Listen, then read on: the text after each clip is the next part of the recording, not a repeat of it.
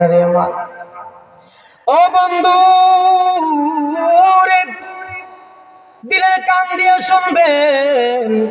ওই সময় ওই যুবক ডাক দিয়া বলে, ও আল্লামা শিবলি, আমি স্বপ্নে দেখলাম সামান্য কয়েক মিনিটের ভিতরেই আমি আমার পায়ের মধ্যে হেলান দিয়ে, হাঁটুর মধ্যে হেলান দিয়ে মাথাটা রেখে আমার ঘুমে চলে আসছে। ওই সময় দেখি এত সুন্দর এত যুবক, বয়স একটা দাড়িও পাকা নাই, একটা দাড়িও পাকা নাই, সব কালো কালো দাড়ি, এত সুন্দর চেহারার লোক আমার জীবনে কোনোদিন আমি দেখি নাই। ও আল্লামা শিবলি, আমি ওই সময় দেখলাম মুহূর্তের ভিতরেই আমি যে আমরা তাঁবুর ভিতরে আছি, ওই তাঁবুটা একদম খুশবে মোহিত হয়ে গেছে, মেসকে আম্বরের মতো গ্রাম লাগতেছে। আমি স্বপ্নে যুগে আরো দেখতেছি ওই যুবক আসছে, আসার পরে আমার বাবার লাশকে তারা কুলের ভিতরে নিছে। সুবহানাল্লাহ। মুসলমান ভাইরা রে আমার, ওই সময়ে ওই যুবক আমার বাবার লাশকে তার কোলের ভিতরে নিয়ে ওইভাবে তার সুন্দর হাত দিয়ে আমার বাবার চেহারা শহরের মতো যে হয়ে গিয়েছিল, আমার বাবার চেহারাকে ওই যুবকে ওইরকম স্পর্শ করছে। স্পর্শ করার কারণে আমার বাবার চেহারা পূর্ণিমার চাঁদের চেয়ে আরো বেশি সুন্দর হয়ে গেছে।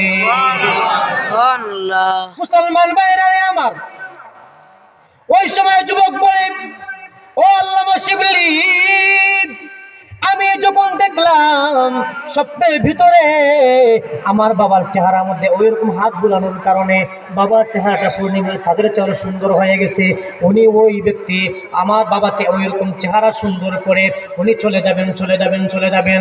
ওই সময় আমি দৌড়ে গিয়ে, স্বপ্নের কথা বলতেছেন, ওই সময় আমি দৌড়ে গিয়ে ওই যুবকের পিছনে জড়াইয়া ধরে বলতেছি, ও যুবক, একটা বিষয় জানা ছিল, একটা বিষয় জানা ছিল। কি জানবা, কি জানবা? ও যুবক, আমি এত অপরাধী, এত বড় আমি ভীষণ ছিলাম, চিন্তার ভিতরে ছিলাম, এমন একটা পরিস্থিতির ভিতরে আপনি আমাকে এত একটা হেল্প করছেন, একটা বিপদ থেকে বাঁচাইছেন, আপনার পরিচয়টা একটু আমাকে খুলিয়া বলেন। সুবহানাল্লাহ। আপনার পরিচয়টা একটু আমাকে শুনাইয়া দিন। ওই যুবক ডাক দিয়া বলে, ও মৃত ব্যক্তির ছেলে, তুমি কি আমাকে চিনো না? বলে, না না, আপনাকে চিনবো কি করে, জীবনে কোনোদিন আপনাকে দেখি নাই, এত সুন্দর মানুষ আমার জীবনে কোনোদিন দেখি নাই।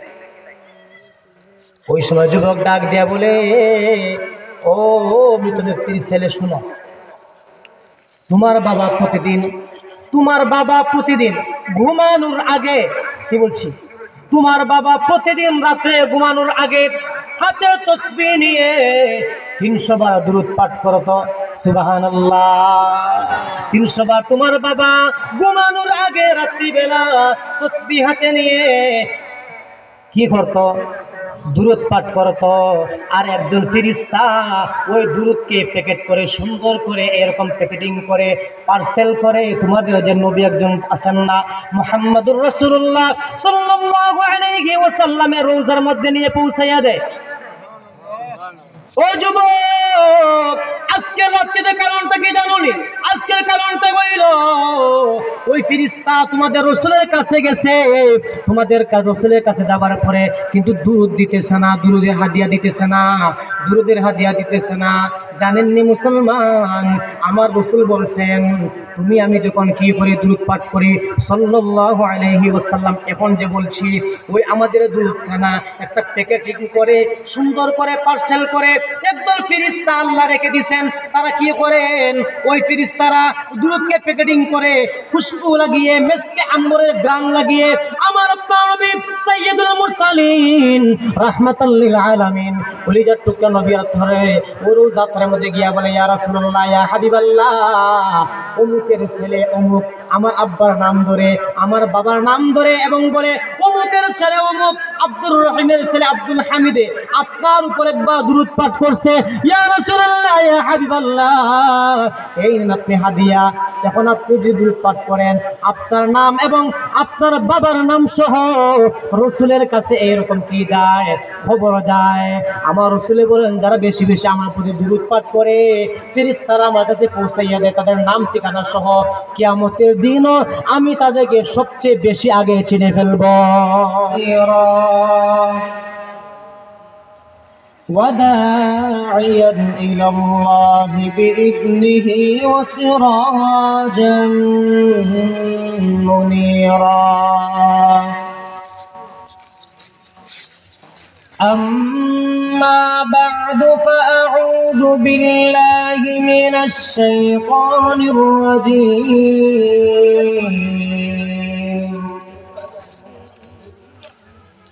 بسم الله الرحمن الرحيم. إن الله وملائكته يصلون على النبي يا أيها الذين آمنوا صلوا عليه وسلموا تسليما. وقال النبي صلى الله عليه وسلم: من صلى علي واحدة صلى الله عليه 10 درجات وحطت عنه 10 خطيئات ورفعت له 10 درجات أو كما قال النبي عليه الصلاة والسلام. صدق الله العظيم وصدق رسوله النبي الكريم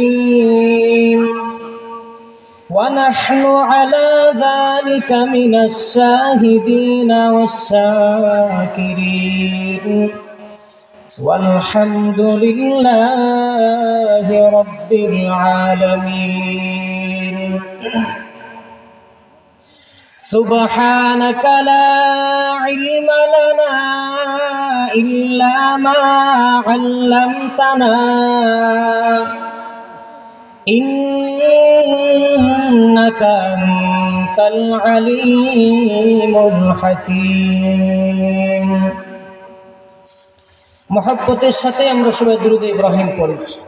اللهم صل على محمد وعلى آل محمد كما صليت على إبراهيم وعلى آل إبراهيم إنك حميد مجيد.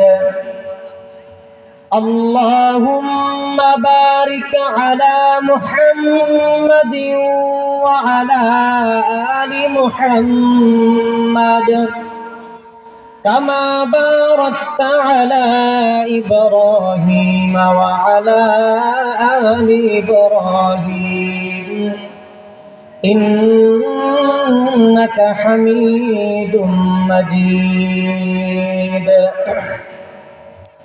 محمد کی نشانہ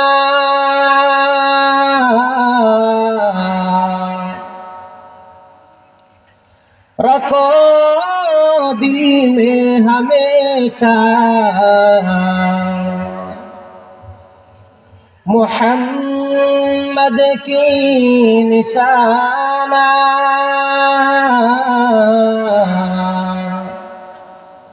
رکھو دل میں ہمیشہ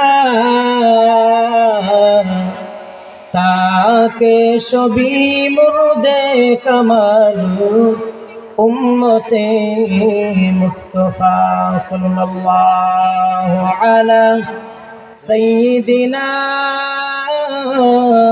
ومولانا محمد وعلى آله وأصحابه وسلم صلى الله على سيدنا ومولانا محمد وعلى آله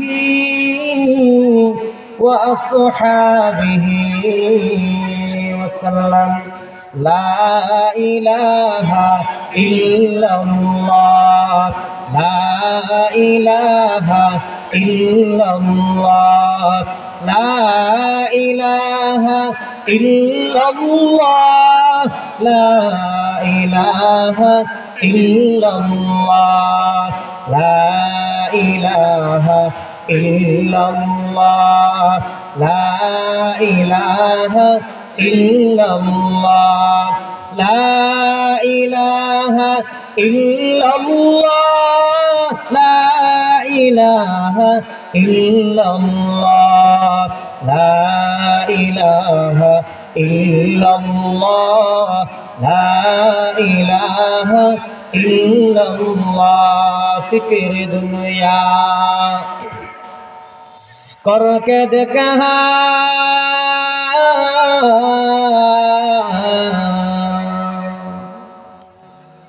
फिक्र उक़बा करके दे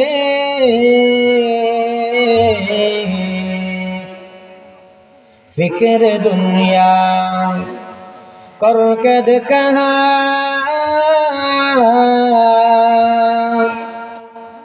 फिक्र उक़बा करके दे जो रब को फिक्र सारे जिक्र मौला करके दे जो रब को फिक्र सारे जिक्र मौला करके दे इल्लल्लाह इल्लल्लाह इल्लल्लाह इल्लल्लाह इल्लल्लाह इल्लल्लाह इल्लल्लाह इल्लल्लाह इल्लल्लाह इल्लल्लाह इल्लल्लाह इल्लल्लाह ला इलाहा इल्लल्लाह ला इलाहा इल्लल्लाह ला इलाहा इल्लल्लाह या इलाही तू मेरा गफ्फार है या इलाही तू मेरा सत्तार है या इलाही तू मेरा महबूब है या इलाही तू मेरा मअशूक है या इलाही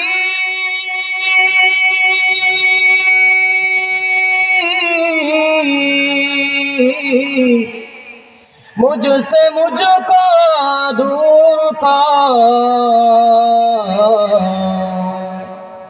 ताकि देखो मुझ में तुझको एक नजर जन्नत दूर ज़ख़ से या रब मैं क्या करूं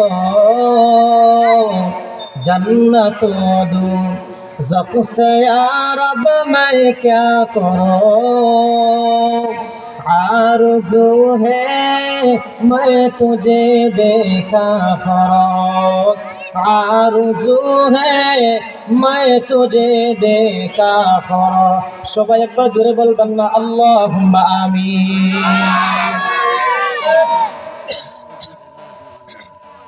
জামিয়া ইসলামিয়া হাফিজিয়া দক্ষিণ বোরাকাফল কর্তৃক আয়োজিত আজকের বার্ষিক ইসলামী মহাসম্মেলনের মহামান্বিত সভাপতি সাহেব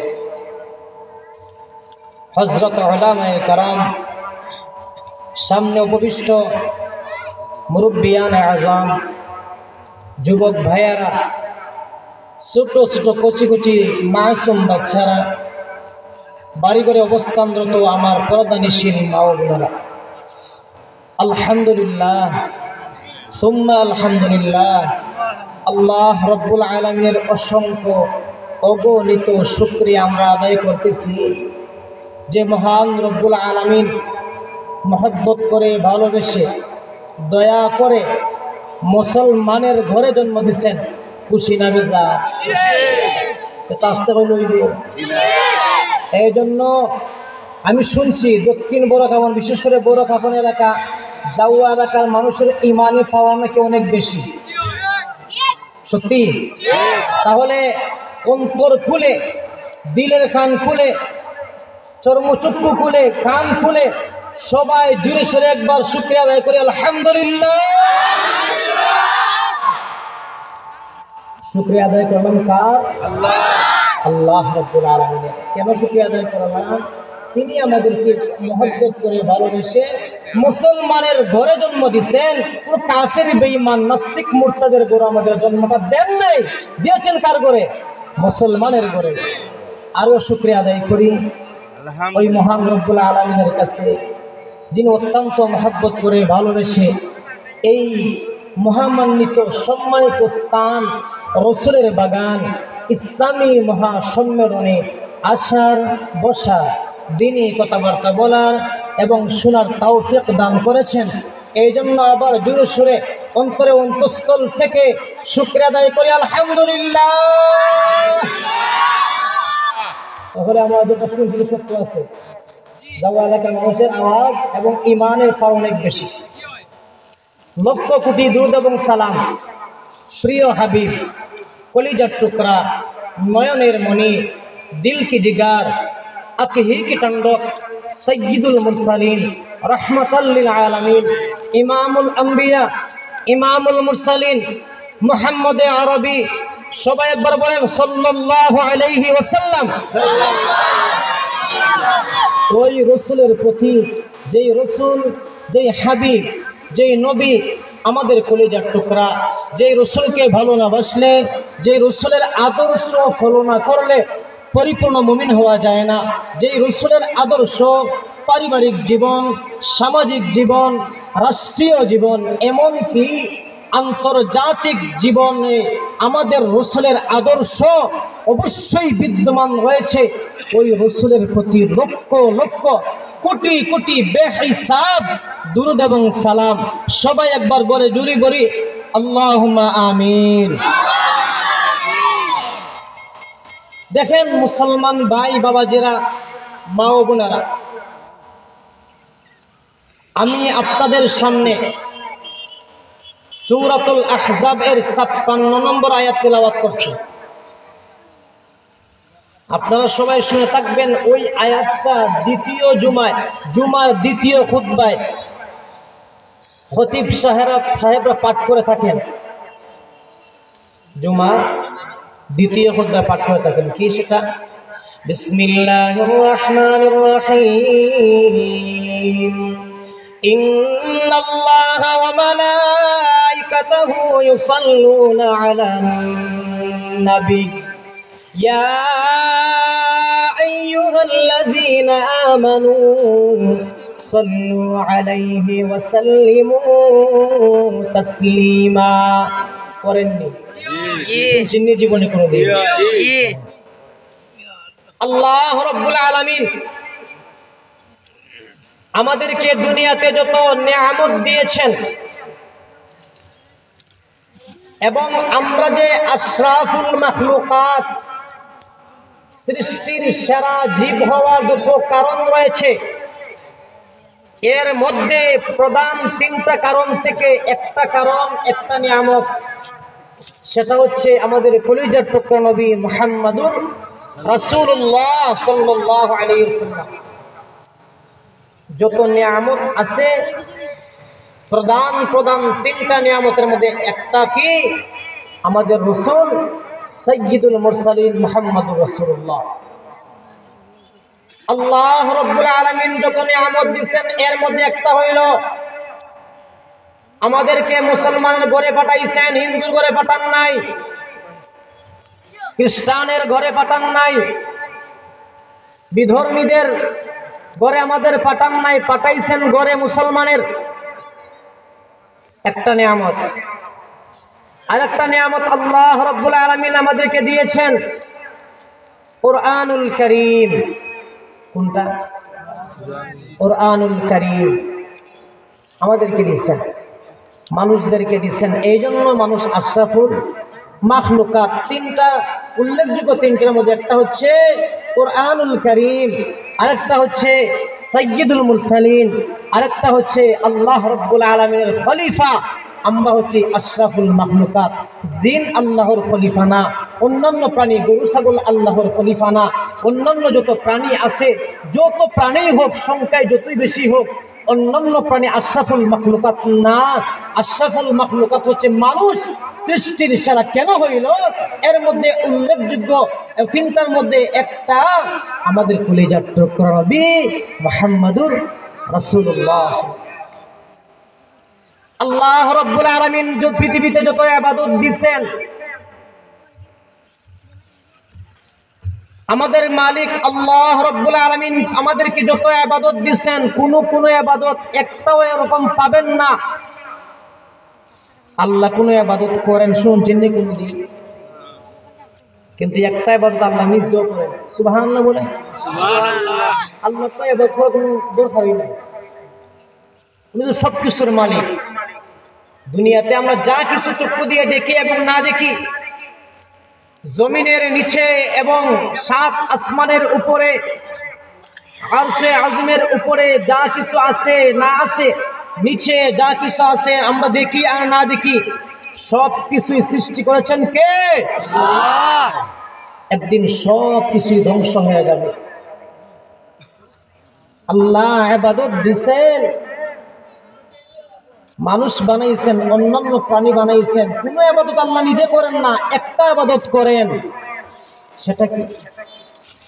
ইন্নাল্লাহা ওয়া মালাইকাতাহু ইউসাল্লুনা আলান নবী ইয়া আইয়ুহাল্লাযীনা আমানু সাল্লু আলাইহি ওয়া সাল্লিমু তাসলিমা। মুসলমান ভাইরা আমার, এ বন্ধু রে, দিলটারে নরম করে কথাগুলো শুনবেন। আল্লাহ রাব্বুল আলামিন যত ইবাদত দিয়েছেন, কোন ইবাদত নিজে করা লাগে না, কিন্তু একটা ইবাদত এমন রয়েছে স্বয়ং আল্লাহ রাব্বুল আলামিনও করেন। তিনি কিভাবে করেন তিনি নিজেই জানেন, আমরা জানি না। কিন্তু মুফাসসিরিনে কেরাম এবং মুহাদ্দিসিনে আযম বলেন, আল্লাহ রাব্বুল আলামিনের শান মান ইজ্জত যেরকম, তিনিও তেমন করে তার রাসূলের প্রতি দুরূদ এবং সালাম অর্থাৎ রহমত নাজিল করেন। জোরে বলবেন না সুবহানাল্লাহ? ও বন্ধু রে, আপনি আমি প্রতি জুমায় শুনি, প্রতিজ্ঞা ওই আয়াত তিলাওয়াত করে। আয়াতের মানে কি? আল্লাহ রাব্বুল আলামিন বলতেছেন, মায়ের বান্দারা, তোমরা কি মনে করো? আয়াতের অর্থ এরকমই বোঝা যায় আর কি। আল্লাহ রাব্বুল আলামিন এরকমই বলতেছেন, তোমরা কি মনে করো?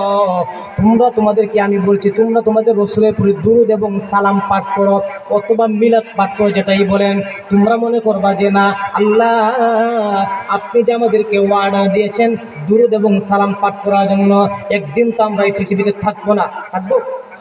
একদিন তো এই পৃথিবীতে আমরা থাকবো না। হে মালিক, তাহলে আমরা যখন এই পৃথিবীতে থাকবো না, আপনার রাসূলের প্রতি কে দুরূদ এবং সালাম পাঠ করবে? আল্লাহ রাব্বুল আলামিন বলেন, ইন্নাল্লাহা ওয়া মালাইকাতাহু। ও দুনিয়ার মানুষ, ইমানদার মুসলমান মুমিন ভাই বোনেরা, আল্লাহ রাব্বুল আলামিন এরকমই বুঝাইতেছেন, দুনিয়ার মানুষ, তোমরা যখন পৃথিবীতে থাকবে না, তখন আমার রাসূলের প্রতি, মুহাম্মদুর রাসূলুল্লাহ সাল্লাল্লাহু আলাইহি ওয়াসাল্লামের প্রতি দুরূদ এবং সালাম পাঠ করবেন স্বয়ং আল্লাহ রব্বুল আলামিনের ফেরেশতা জাতি। সুবহানাল্লাহ। ও মুসলমান, আপনি আমি যদি জিজ্ঞেস করি রব্বুল আলামিন, আপনি তো বলছেন কুল্লু মান আলাইহা ফান ওয়া ইয়াবকা ওয়াজহু রাব্বিকা যুল জালালি ওয়াল ইকরাম। আল্লাহ আপনি বলছেন দুনিয়ার সবকিছুই ধ্বংস হয়ে যাবে, কোনো কিছুই থাকবে না, একমাত্র সম্মানিত আমাদের রব আল্লাহ রব্বুল আলামিন থাকবেন। দুনিয়ার আর কোনো কিছুই থাকবে না, ফেরেশতারা থাকবে না, জিন জাতি থাকবে না, এই আকাশ বাতাস তরুণতা গৃহ এমনকি গাছপালা সব কোনো কিছুই বাকি থাকবে না। আল্লাহ রব্বুল আলামিন আমাদেরকে এরকমই বুঝাইতেছেন, দুনিয়ার মানুষরে যে সময় তোমরা থাকবে না, যখন ফেরেশতারাও থাকবে না, তখন আমি আল্লাহ স্বয়ং আমি আমার হাবিবের প্রতি রাহমাতুল লিল আলামিনের প্রতি এখন যেমন রহমত নাজিল করতেছি, এখন যেমন দুরূদ এবং সালাম দুরূদ পাঠাইতেছি, ঠিক তেমনি ভাবে আমার তো কোনো মৃত্যু নাই, আল্লাহর তো কোনো মৃত্যু নাই। আল্লাহ বুঝাইতেছেন দুনিয়ার মানুষ, আমি আল্লাহ যতদিন থাকবো ততদিন আমার রাসূলের প্রতি দুরূদ এবং সালাম পাঠাইতে থাকবো। আল্লাহু আকবার। এমন একটা আমল যে আমলটা আল্লাহ রাব্বুল আলামিন তার শান মান ইজ্জত অনুযায়ী করেন। এখন আসেন আয়াতের অর্থে কি বলে। ইন্নাল্লাহা ওয়া মালাইকাতাহু ইউসাল্লুনা আলান নবী। আল্লাহ রাব্বুল আলামিন আমার রাসূলকে কত ভালোবাসেন। ও দুনিয়ার মানুষ, মুসলমান, আপনি আমি রাসূলকে চিনতে পারি নাই, যে রাসূলকে না বানাইলে আপনি আমি দুনিয়াতে আসা সম্ভব হইতো না। এই দুনিয়াকে আল্লাহ সৃষ্টি করতেন না। আল্লাহ রাব্বুল আলামিন আমাদের রাসূলকে এত মহব্বত করেন। আল্লাহ রাব্বুল আলামিন বলেন, ও দুনিয়ার ইমানদার মায়ার বান্দারা বান্দিরা, আমি আল্লাহ আমার রাসূলের প্রতি রহমত নাজিল করি। সুবহানাল্লাহ। আমি আমার রাসূলের প্রতি রহমত নাজিল করি, ওয়া মালাইকাতাহু, এবং আমার ফেরেশতা যারা রয়েছে তারাও রাসূলের প্রতি কি করে? দুরূদ নাজিল করে, রহমতের দোয়া করে। ও দুনিয়ার মানুষ, আল্লাহ রাব্বুল আলামিন ইমানদারদেরকে বিশেষ করে বলতেছেন, ইয়া আইয়ুহাল্লাযীনা আমানু। কে? ও ইমানদাররা। ইমানদার মানে কে? মুসলমান। ইমানদার মানে কে? মুসলমান। প্রথমে বলছি আমরা কার ঘরে জন্ম নিয়েছি? মুসলমান। আল্লাহ বলছেন ইয়া আইয়ুহাল্লাযীনা আমানু, অর্থাৎ হে ইমানদার, অর্থাৎ হে মুসলমান, হে মুমিন, সাল্লু আলাইহি ওয়া সাল্লিমু তাসলিমা। ইমানদাররা, সুতরাং তোমরা তোমাদের রাসূলের প্রতি সালাত এবং সালাম অর্থাৎ দুরূদ পাঠ করতে থাকো। সুবহানাল্লাহ। যেমন আসেন দুরূদ কি? দুরূদ পড়লে লাভ কি, না করলে ক্ষতি কি? আল্লাহ রাব্বুল আলামিন রাসূলের প্রতি দুরূদ পাঠান, উনি তার শান যেমন, মান যেমন, ইজ্জত সম্মান আল্লাহর যেমন, তিনি তার ওই সিফাত অনুযায়ী রাসূলের প্রতি আগেও যেমন ছিল বর্তমানে যেমন আছে, একবারে আল্লাহ তো কোনো মৃত্যু নাই। এতে ভাষা বলতে পারতেছি না। আল্লাহ যতদিন থাকবেন ততদিন পর্যন্ত রাসূলের প্রতি দুরূদ, রাসূলের প্রতি রহমত আল্লাহ নাজিল করতে থাকবেন। সুবহানাল্লাহ। তো দুরূদ, এখন আসেন আমরা কি করব? আল্লাহ বলছেন রাসূলের প্রতি দুরূদ এবং সালাম অধিক বেশি বেশি করে পাঠ করো। রাসূলের প্রতি সালাম পাঠাও, রাসূলের প্রতি কি পাঠাও? সালাম। এবং দুরূদ পাঠাও, সালাত পাঠাও, সালাম পাঠাও। লাভ কি? লাভ বিশাল। আপনাদের সামনে একটা হাদিস পাঠ করছি, রাসূল বলছেন, মান সাল্লা আলাইয়া ওয়াহিদাতান সাল্লাল্লাহু আলাইহি 10 দারাজাত ওয়া হুত্তাত আনহু 10 খতিআত ওয়া রুফিআত লাহু 10 দারাজাত।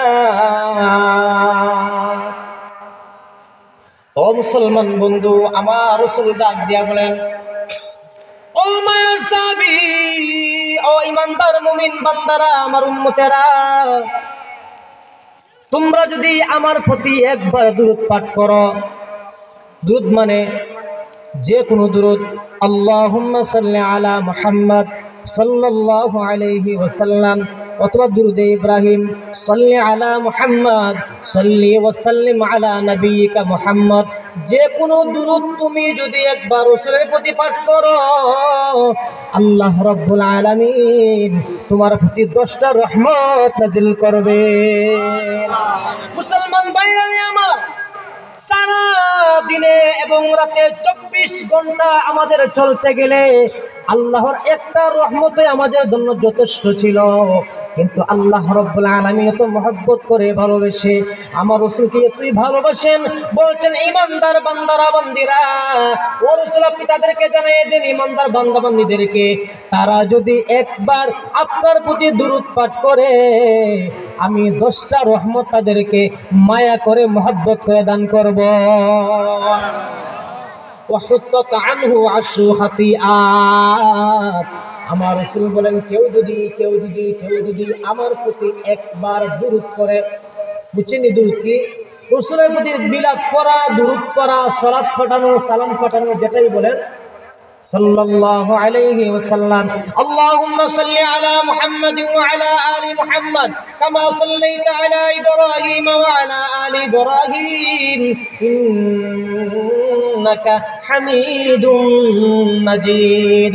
আল্লাহুম্মা বারিক আলা মুহাম্মাদিন ওয়া আলা আলি মুহাম্মাদ কামা বারাকতা আলা ইব্রাহিম ওয়া আলা আলি ইব্রাহিম ইন্নাকা হামিদুম মাজিদ।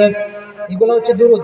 আল্লাহুম্মা সাল্লি ওয়া সাল্লিম দাইমান আবাদা আলা নবিয়িকা মুহাম্মদ, দুরূদ। আল্লাহুম্মা সাল্লি ওয়া সাল্লিম ওয়া বারিক আলাইহি, দুরূদ। আল্লাহুম্মা সাল্লি আলা মুহাম্মাদানিন নাবিয়্যিল উম্মিয়্যি ওয়া আলিহি ওয়া আসহাবি, দুরূদ।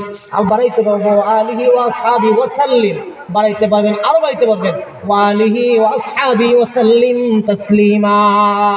ও মুসলমান, আপনি আমি যদি যে কোনো দুরূদ রাসূলের প্রতি একবার পড়ি, আমার রাসূল জানায়া দিয়েছেন, ও মায়ার উম্মত, আল্লাহ রাব্বুল আলামিন তোমার 10টা গুনাহ মাফ করিয়া দিবেন। কেউ যদি রাসূলের প্রতি একবার দুরূদ পাঠ করে 10টা রহমত নাজিল করেন আল্লাহ ওই ব্যক্তির প্রতি, 10টা গুনাহ মাফ করে দেন। শুধু তাই না, আল্লাহ রাব্বুল আলামিন 10 গুণ তার মর্যাদা বাড়িয়ে দেন। সুবহানাল্লাহ। কোনটা পড়লে? দুরূদ পড়লে, যে কোনো দুরূদ পাঠ করলে। উবাই ইবনে কাব রাদিয়াল্লাহু তাআলা আনহু থেকে বর্ণিত, উনি বলেন যে একদিন মসজিদে নববীর ভিতরে রাসূলে জিকরুল্লাহ, আল্লাহর জিকিরের কি করতেছেন, ভাষণ দিতেছেন, ওয়াজ করতেছেন। আমি বললাম, ইয়া রাসূলুল্লাহ, মন দিয়ে শুনেন, আপনারা একটু মন দিয়ে শুনে কি বলি। উবাই ইবনে কাব বলেন, আমি রাসূলকে জিজ্ঞাসা করলাম, ইয়া রাসূলুল্লাহ, আপনি তো জিকরুল্লাহ, আল্লাহর জিকিরের তাকিদ দিতেছেন, ফজিলত বর্ণনা করতেছেন, আমি যদি আপনার প্রতি বেশি বেশি দুরূদ পাঠ করি তাহলে কেমন হয়? রাসূল বলেন, খুব ভালো, এটা অনেক ভালো। কেমন ভালো আপনাদেরকে আমি বুঝাই। আমরা যদি জিকির করি, জিকির তো বিশাল মর্যাদাশীল একটা আমল, অবশ্যই। উবাই ইবনে কাবের যে উদ্দেশ্য, তিনি বলতেছেন যে আমি যদি আপনার প্রতি কি করি, দুরূদ পাঠাই, সালাত এবং সালাম যদি পাঠাই, কেমন হয়? অনেক ভালো হয়। কিভাবে? যেমন ধরেন, আল্লাহুম্মা সাল্লি আলা মুহাম্মাদ, প্রথমে কারা ডাকছেন?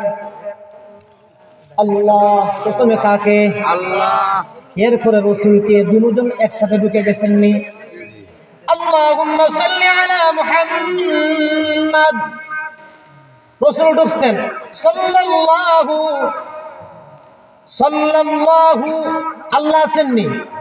আল্লাহ আছেন, আলাইহি, হি মানে রাসূল, ওয়াসাল্লাম, রাসূলের প্রতি আল্লাহ আপনি রহমত নাজিল করেন। কাকে বলছি? আল্লাহকে। কাকে বলছি? আল্লাহকে। অর্থাৎ দুরূদ যদি তুমি পাঠ করো, তোমার দুইটা ইবাদত একসাথে, একটা হইল আল্লাহর জিকির, আর একটা হইল আমাদের ভালোবাসার নবী মুহাম্মদুর রাসূলুল্লাহর প্রতি দুরূদ এবং সালাম পাঠ করা হয়। সুবহানাল্লাহ। ডাবল লাভ। আরেকটা লাভ আছে। উবাই ইবনে কাব বলেন, ইয়া রাসূলুল্লাহ, আমি যদি আপনার প্রতি বেশি বেশি দুরূদ পাঠ করি তাহলে কেমন হয়? রাসূল বলেন, খুব ভালো হয়। তাহলে ইয়া রাসূলুল্লাহ, আমি আমার দোয়ার ভিতরে কতটুকু সময় আপনার জন্য দুরূদ পাঠ করব? শুনেন না, ওই যে আমাদের ইমাম সাহেবরা হুজুররা দোয়া করেন না, দোয়ার সময় কি বলেন?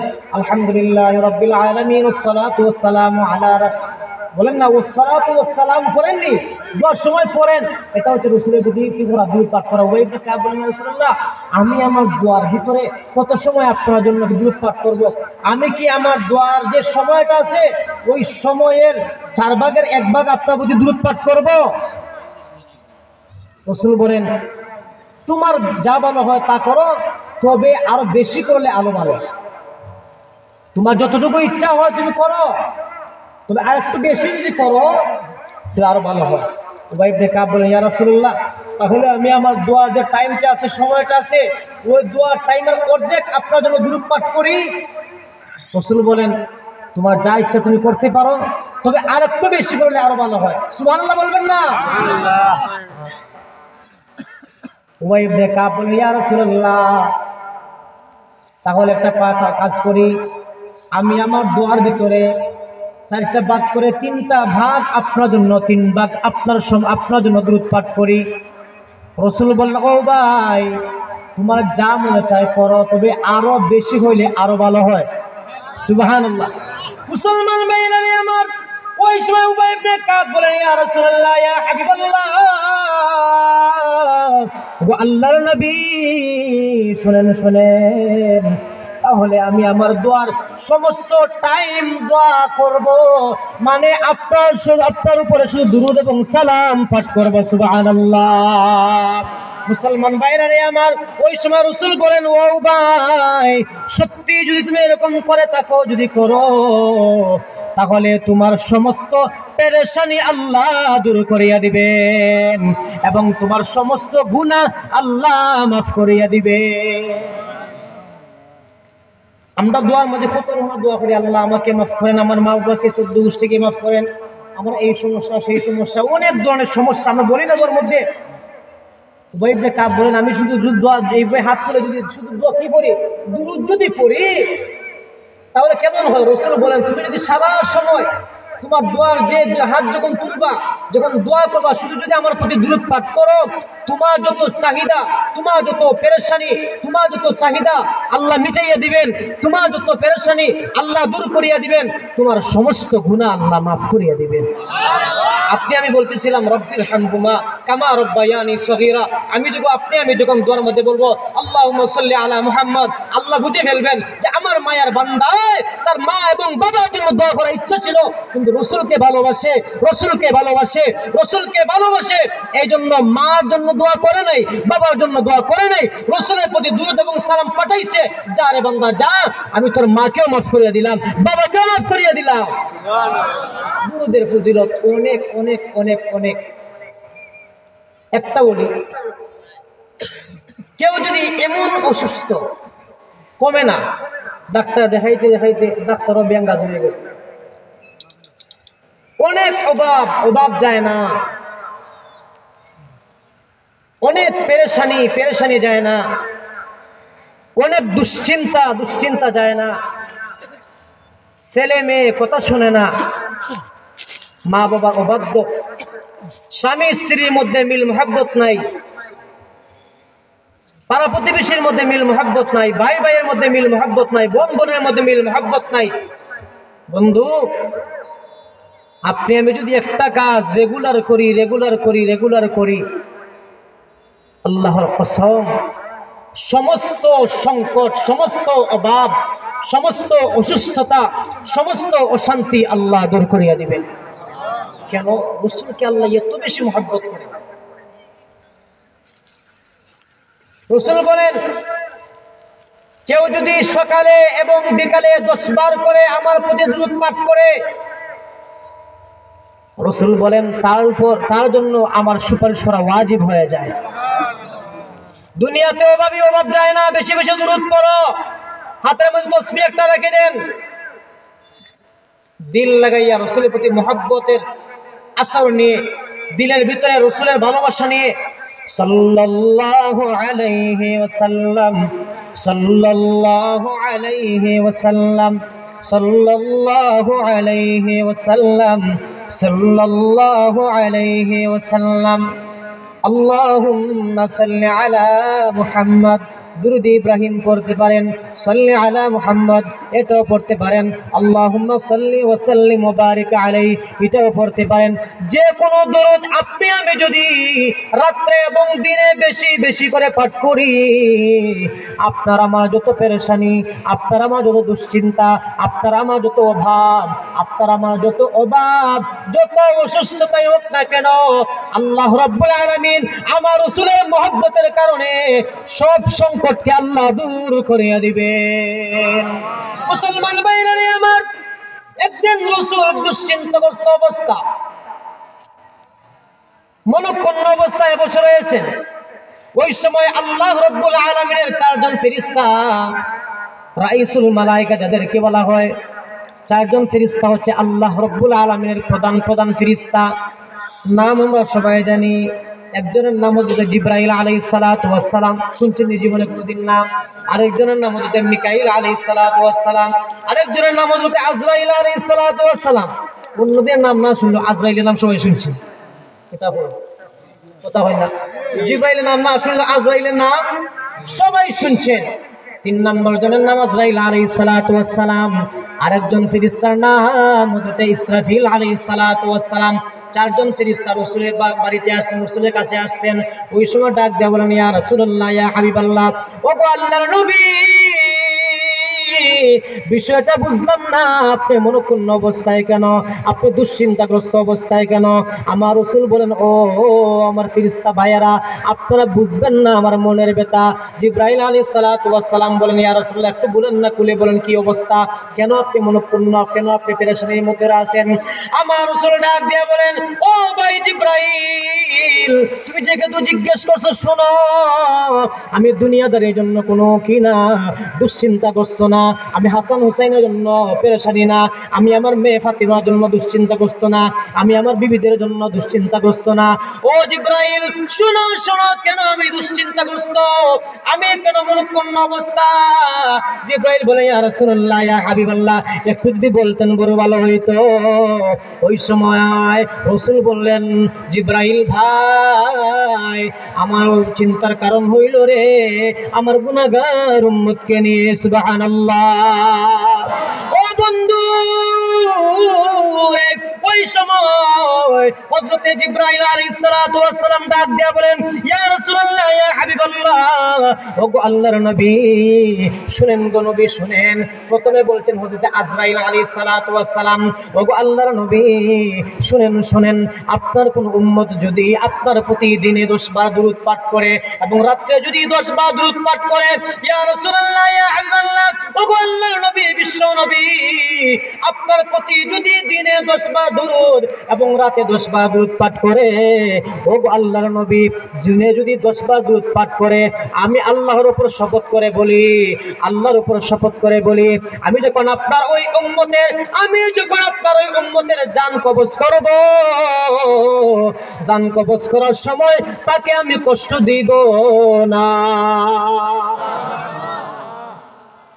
ইয়া রাসূলুল্লাহ, ইয়া হাবিবাল্লাহ, ওগো আল্লাহর নবী, আবার আপনার ওই উম্মতটা যদি রাতে ঘুমাবার আগে অথবা রাত্রিবেলা যে কোনো সময়ে আপনার প্রতি 10 বার দুরূদ পাঠ করে, সাল্লাল্লাহু আলাইহি ওয়াসাল্লাম, সংক্ষিপ্ত দুরূদ সাল্লাল্লাহু আলাইহি ওয়াসাল্লাম, এরকম দুরূদ যে কোনো একটা দুরূদ পাঠ করে, ওগো আল্লাহর নবী, আপনার ওই উম্মতদের যদি হায়াত রাত্রিতে শেষ হয়ে যায় আর আমি যদি জান কবজ করি, আল্লাহর কসম, আল্লাহর কসম, আমি আপনার ওই গুনাহগার উম্মতকে মৃত্যু দেওয়ার সময় কষ্ট দেব না। মুসলমান ভাইরা আমার, কত সোজা আমল, এরপরেও যদি পারি না, আমি বড়ই কপাল পোড়া, এরপরেও যদি পারি না, আমার মতো হতভাগা পৃথিবীতে নাই। সামান্য ছোট্ট ছোট্ট আমল যদি আমরা পারি না, আমার চেয়ে কপাল পোড়া কি হইতে পারে? সবাই ধরেন তো, কত সময় লাগে দেখি। সাল্লাল্লাহু আলাইহি ওয়াসাল্লাম, সবাই বলেন একটু বলেন, সাল্লাল্লাহু আলাইহি ওয়াসাল্লাম, সাল্লাল্লাহু আলাইহি ওয়াসাল্লাম, সাল্লাল্লাহু আলাইহি ওয়াসাল্লাম, সাল্লাল্লাহু আলাইহি ওয়াসাল্লাম, সাল্লাল্লাহু আলাইহি ওয়াসাল্লাম, সাল্লাল্লাহু আলাইহি ওয়াসাল্লাম, সাল্লাল্লাহু আলাইহি ওয়াসাল্লাম, সাল্লাল্লাহু আলাইহি ওয়াসাল্লাম, সাল্লাল্লাহু আলাইহি ওয়াসাল্লাম, সাল্লাল্লাহু আলাইহি ওয়াসাল্লাম। মাত্র 10 বার বলছি, বেশি হইতে 15 সেকেন্ড সময় লাগছে। ও মুসলমান ভাই, আমার বিশ্বাস ভাই, আমি যদি এই মুহূর্তে মারা যাই, ওই আজরাইলে আমার রাসূলের সাথে ওয়াদা করছেন, আমার রাসূলের সাথে ওয়াদা করছেন, আল্লাহর উপর কসম করে বলছেন, ইয়া রাসূলুল্লাহ, ইয়া হাবিবাল্লাহ, আপনার উম্মত যদি আপনার প্রতি 10 বার দুরূদ পাঠ করে, মৃত্যু দেওয়ার সময় সাকরাতের কোনো কষ্ট হবে না। ও বন্ধু রে, আমি যদি মারা যাই, আমার বিশ্বাস, আমার ইমানে বলে আমাকে আজরাইলে কষ্ট দিবে না। ঠিক তেমনি ভাবে আগামীকাল দিনে যদি আপনি আমি 10 বার দুরূদ পাঠ করি, আজরাইলে কষ্ট দিবে না, কষ্ট দিবে না। ওই সময় হযরতে ইসরাফিল আলাইহিস সালাতু ওয়াস সালাম ডাক দিয়া বলেন, ইয়া রাসূলুল্লাহ, ইয়া হাবিবাল্লাহ, ওগো আল্লাহর নবী, কিয়ামতের যত কাজ রয়েছে সবকিছু আল্লাহ আমাকে দায়িত্ব দিয়েছেন।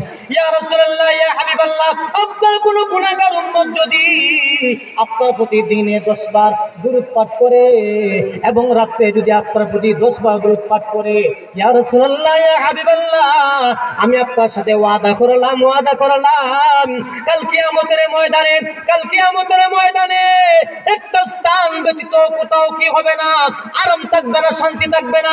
একটা স্থান থাকবে, নাম আমরা সবাই জানি, আরশে আযমের ছায়া। ওইখানের মধ্যে মুমিন বান্দারা, আল্লাহর প্রিয় বান্দা অবস্থান করবে। ইয়া রাসূলুল্লাহ, ইয়া হাবিবাল্লাহ, আপনার গুনাহগার উম্মতে যদি দিনে 10 বার পাঠ করে দুরূদ আপনার প্রতি, আর রাতে যদি আপনার প্রতি দুরূদ পাঠ করে, আমি আল্লাহর কাছে চেয়ে চেয়ে সুপারিশ করে আপনার ওই বান্দা, আপনার ওই উম্মতের জন্য আরশে আযমের নিচে, ছায়ার নিচে আপনার উম্মতের জন্য স্থান আমি রেখে দেব। আল্লাহু আকবার, আল্লাহু আকবার। মুসলমান ভাইরা রে আমার, ওই সময়ে হযরতে মিকাইল আলাইহিস সালাতু ওয়াস সালাম বলেন, ইয়া রাসূলুল্লাহ, ইয়া হাবিবাল্লাহ, ওগো আল্লাহর নবী, আপনার গুনাহগার উম্মত যদি আপনার প্রতি দিনে 10 বার দুরূদ পাঠ করে এবং রাত্রেও যদি 10 বার আপনার প্রতি দুরূদ পাঠ করে, ইয়া রাসূলুল্লাহ, ইয়া হাবিবাল্লাহ, শুনেন গো নবী, শুনেন, আপনার সাথে আমি ওয়াদা করতেছি, কাল কিয়ামতের ময়দানে, কাল কিয়ামতের ময়দানে নবী আম্বিয়া কেরাম গুনাহগারদের জন্য সুপারিশ করবেন। জানেননি? আম্বিয়া কেরাম সুপারিশ করবেন, নবী রাসূলগণ সুপারিশ করবেন, সাহাবায়ে কেরাম সুপারিশ করবেন, উলামায়ে কেরাম সুপারিশ করবেন, হাফেজে কুরআনরাও সুপারিশ করবে। গোস আব্দাল পীর মুর্শিদ যারা আছে, যারা আল্লাহ ওয়ালা মানুষ, তারা কিন্তু আল্লাহর কাছে সুপারিশ করবে গুনাহগার বান্দার জন্য। যারা সত্যিকারের হাজি, যারা হজ করার পরে যারা এসে গুনাহ করে না, ওই সমস্ত মানুষরাও গুনাহগার বান্দার জন্য কি করবে? সুপারিশ করবে। ইয়া রাসূলুল্লাহ, ইয়া হাবিবাল্লাহ, ওই দিন একটা পাওয়ার থাকবে আমাদেরও। আল্লাহ রাব্বুল আলামিন বলবেন, ও ফেরেশতারা, তোমরা কি কোনো কিছু বলতে চাও? ওই সময় হযরতে মিকাইল আলাইহিস সালাতু ওয়াস সালাম বলেন, ইয়া রাসূলুল্লাহ, ইয়া হাবিবাল্লাহ, আপনার কোন গুনাহগার উম্মত আপনার প্রতি যদি দিনে 10 বার দুরূদ পাঠ করে এবং রাতে যদি আপনার প্রতি 10 বার দুরূদ পাঠ করে, আমি ওয়াদা করলাম গো নবী, কাল কিয়ামতের ময়দানে তার জন্য সুপারিশ করা আমি মিকাইলের উপর ওয়াজিব হয়ে যাবে। মুসলমান ভাইরা আমার, রয়ে গেছেন নেতা জিবরাইল আলাইহিস সালাতু ওয়াস সালাম, সমস্ত ফেরেশতাদের নেতা, সমস্ত ফেরেশতাদের লিডার, সরদার। উলামায়ে কেরাম বসে আছেন, জিজ্ঞেস করিয়ে দেখেন। ওই সময় হযরতে জিবরাইল আলাইহিস সালাতু ওয়াস সালাম ডাক দিয়া বলেন, ইয়া রাসূলুল্লাহ, ইয়া হাবিবাল্লাহ, তারা তিনজনে তিনটা বলছে, আমি কিছু বলা দরকার। ইয়া রাসূলুল্লাহ, ইয়া হাবিবাল্লাহ, আপনার কোন উম্মত যদি আপনার প্রতি দিনে 10 বার এবং রাতে 10 বার যদি আপনার প্রতি দুরূদ এবং সালাম পাঠ করে, রাসূল গো আমি ওয়াদা করলাম ইয়া রাসূলুল্লাহ ইয়া হাবিবাল্লাহ, ও আল্লাহর নবী, কাল কিয়ামতের মাঠ থেকে জান্নাতে যাইতে হলে একটা ব্রিজ আছে, ব্রিজ, একটা ফুল আছে, নাম হইল ফুলসিরাত। ফুলসিরাতে ফুল শুনছেন নি জীবনে আপনারা? চলেছে চিকন 30,000 বছরের রাস্তা, 30,000 বছরের রাস্তা। ওইভাবে উঠতে 10 বছর সমান 10 বছর, নামতে আরো 10 বছর। ইয়া রাসূলুল্লাহ ইয়া হাবিবাল্লাহ, আপনার কোন উম্মত যদি আপনার প্রতি দিনে 10 বার দুরূদ পাঠ করে এবং রাতে যদি আপনার প্রতি দুরূদ এবং সালাম পাঠ করে 10 বার, ইয়া রাসূলুল্লাহ আমি ওয়াদা করলাম কাল কিয়ামতের ময়দান থেকে আপনার ওই উম্মতকে আমি নিজের জিম্মাদারি হয়ে আমি তাকে ফুলসিরাতের ফুল বিজলির মতো পার করিয়া দেব। এরকম মর্তবা আমাদের পাওয়া দরকার আছে, অবশ্যই দরকার আছে। শুধু তো আখিরাতের দিক দিয়ে না, দুনিয়ার দিকেও লাভ। একটা ঘটনা বলি, আল্লামা শিবলি রহমতুল্লাহি আলাইহি জগৎ বিখ্যাত একজন আল্লাহর ওলি আসলাম। আমরা সবাই জানি কত 100 বছর আগে উনি ইন্তেকাল করছেন, এখন আমরা না জানলে বললাম কি করে। আল্লামা শিবলি রহমতুল্লাহি আলাইহি উনি একবার যাইতেছেন, আপনার হজ করবেন। আগে তো কি ছিল না, ওইরকম প্লেন ছিল না, ট্রেন ছিল না, গাড়ি ছিল না, পায়ে হেঁটে যেতে হয়। অনেক সময় আছে বুড়া দিয়ে, আবার উট সফর করে, ওইরকম মাস 2 মাস 3 মাস সফর করে করে আমাদের বাংলাদেশ থেকে যারা হজ করছেন আগের যুগে জিজ্ঞেস করে দেখেন কত সময় লাগছে। উনি বলল বেশি না, মাত্র 6 মাস। 6 মাস কথা হয় না, 6 মাস। কেউ বলবে আবার 4 মাস, কেউ বলবে 3 মাস। এটা যানবাহনের উপর নির্ভর করে। যদি বড় যানবাহন হইতে আগে যদি থাকতো এরকম যে লঞ্চ, যে জাহাজ যেটা সেটা খুব স্পিড বেশি, তাহলে উনি 3 মাসে যাইতে পারতো, 4 মাসে যাইতে পারতো, 5 মাস 6 মাস সময় লাগতো আর কি। এরকম ওই রকম হজরতে আল্লামা শিবলি রহমতুল্লাহি আলাইহি উনি হজে যাবেন, বিশাল কাফেলা নিয়ে হাঁটতেছেন, জিজ্ঞেসেন হজে গেছেন, বাইতুল্লাহ শরীফ তওয়াফ করতেছেন। ওই সময় দেখেন এক যুবক আপনার তওয়াফ করতেছে আর রাসূলের প্রতি দুরূদ পাঠ করে। সুবহানাল্লাহ, বুঝলে আপনার সব ঘুমাই গেছে। তওয়াফ করতেছে, আল্লাহর ঘর বাইতুল্লাহ শরীফ তওয়াফ করতেছেন এবং দুরূদ পড়তেছেন সাল্লাল্লাহু আলাইহি ওয়াসাল্লাম। আল্লাহুম্মা সাল্লি আলা মুহাম্মদ, আল্লাহুম্মা সাল্লি আলা মুহাম্মাদ ওয়া আলা আলি মুহাম্মদ কামা সাল্লাইতা আলা ইব্রাহিম ওয়া আলা আলি ইব্রাহিম ইন্নাকা হামিদুম মাজিদ। আল্লাহুম্মা বারিক আলা মুহাম্মাদ ওয়া আলা আলি মুহাম্মদ কামা বারাকতা। এরকম এইভাবে তিনি কি করতেছেন, দুরূদ পাঠ করতেছেন। আল্লামা শিবলি শুনছেন, যুবকটা ওই যে 7টা চক্কর দিল, শুধু 7টা চক্করের মধ্যে শুধু দুরূদই পাঠ করলো, অন্য কোনো দোয়া পড়ে নাই। তওয়াফের মধ্যে বিভিন্ন দোয়া আছে না, হজ করার সময় বিভিন্ন দোয়া আছে। ওই ব্যক্তি, ওই যুবক অন্য কোনো দোয়া পড়ে না, শুধু রাসূলের প্রতি দুরূদ পাঠ করে। তওয়াফ শেষ হয়ে গেছে। আল্লামা শিবলি রহমতুল্লাহি আলাইহি বলেন, যুবক একটু থামো, বিষয়টা এখন বুঝি নাই। কি বুঝেন নাই? ও যুবক, তুমি তো তওয়াফ করলা, আল্লাহর ঘর তুমি তওয়াফ করছো, তুমি হজ করতে আসছো, অন্য দোয়া তুমি করতে একবার শুনলাম না। তুমি তো আমার কাছে তুমি এভাবে তওয়াফ করছো, কিন্তু তুমি সবসময় শুনছি রাসূলের প্রতি দুরূদ পাঠ করতেছো, সালাত এবং সালাম পাঠাইতেছো, তুমি দুরূদ পড়তেছো, কারণটা কি একটু যদি বলতা খুব ভালো হতো। যুবক বলে, শুনবেন? ঠিক আছে। তারা মসজিদে হারামের স্থানে বসছেন। ওই যুবকে বলে, যুবক কিন্তু ওনাকে চিনে ফেলছে, আল্লামা শিবলিকে। ও আল্লামা শিবলি, আমি যে শুধু দুরূদ পাঠ করি, এটার অনেক ফজিলত, অনেক বরকত এবং অনেক সম্মান আমার নিজের চোখে দেখছি। সুবহানাল্লাহ বলেন। আচ্ছা এটা রাখেন, আমাদের দেশের শায়েখ আহমদুল্লাহ নাম শুনছেন নিয়ে ফেরা? শুনছেন না? যারা ইন্টারনেট সালাম তারা শুনছেন না? শায়েখ আহমদুল্লাহ কথা কি আপনারা আমার বুঝেননি? আমি আপনারা এলাকাটা মানবো, আপনি বুঝি না কি তখন বলি। আমি আপনারা এলাকাতে, ওই যে আমার শ্বশুর বসা আছে, ওই যে দেখেন, আমি আপনাদের এলাকার দামান। তো আল্লামা শিবলি বলতেছিলাম, আল্লাহ ওই যে শায়েখ আহমদুল্লাহ উনি এত মর্যাদাশীল হইলেন কিভাবে? সারা বিশ্বের মুসলমানরা ওনাকে চিনে। বাংলাদেশের মানুষ তো আরে বন্যার সময় 22-এর সময় হইতে পারেন না, ওরা কত অনুদান দিচ্ছেন আমাদের উত্তর সিলেটের ভিতরে। ওই যে 2024-এ বন্যা হইল, ফেনী, কুমিল্লা, আসন্না ফাউন্ডেশন থেকে অনেক অনেক অনুদান ওনার মাধ্যমে, উনি হচ্ছেন ওই ফাউন্ডেশন চেয়ারম্যান, ওনার মাধ্যমে গেছে। ওনাকে জিজ্ঞেস করলো, সাহেব আপনি এত মর্যাদাশীল হইলেন কিভাবে, আপনি এত মর্যাদাশীল হইলেন কিভাবে? উনি বলছেন 2টা আমলে। কয়টা আমলে? কথা বলেন, কয়টা আমলে? 2টা আমল। 1 নাম্বার হইল আমি বেশি বেশি দুরূদ পাঠ করি। সুবহানাল্লাহ। কি করেন? দুরূদ পাঠ করেন। দ্বিতীয় হইল বেশি বেশি ইস্তেগফার আমি করে থাকি, এই জন্য আল্লাহ আমাকে এরকম সম্মান বাড়ায় দিচ্ছে। না, কত আলেম এরকম আছেন, কত আলেম এরকম আছেন, আমরা সবাই চেনেন না।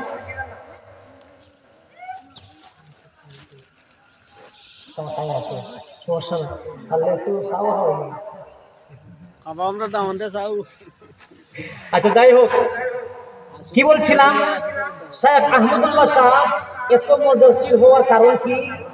দুরুদের আমল। কিসের আমল? দুরুদের আমল। এত সম্মান আল্লাহ ওনাকে দিচ্ছেন। ওনাকে বিভিন্ন দেশের রাষ্ট্রপ্রধানরাও চিনে, মুসলমানরা বিভিন্নভাবে অফার করে।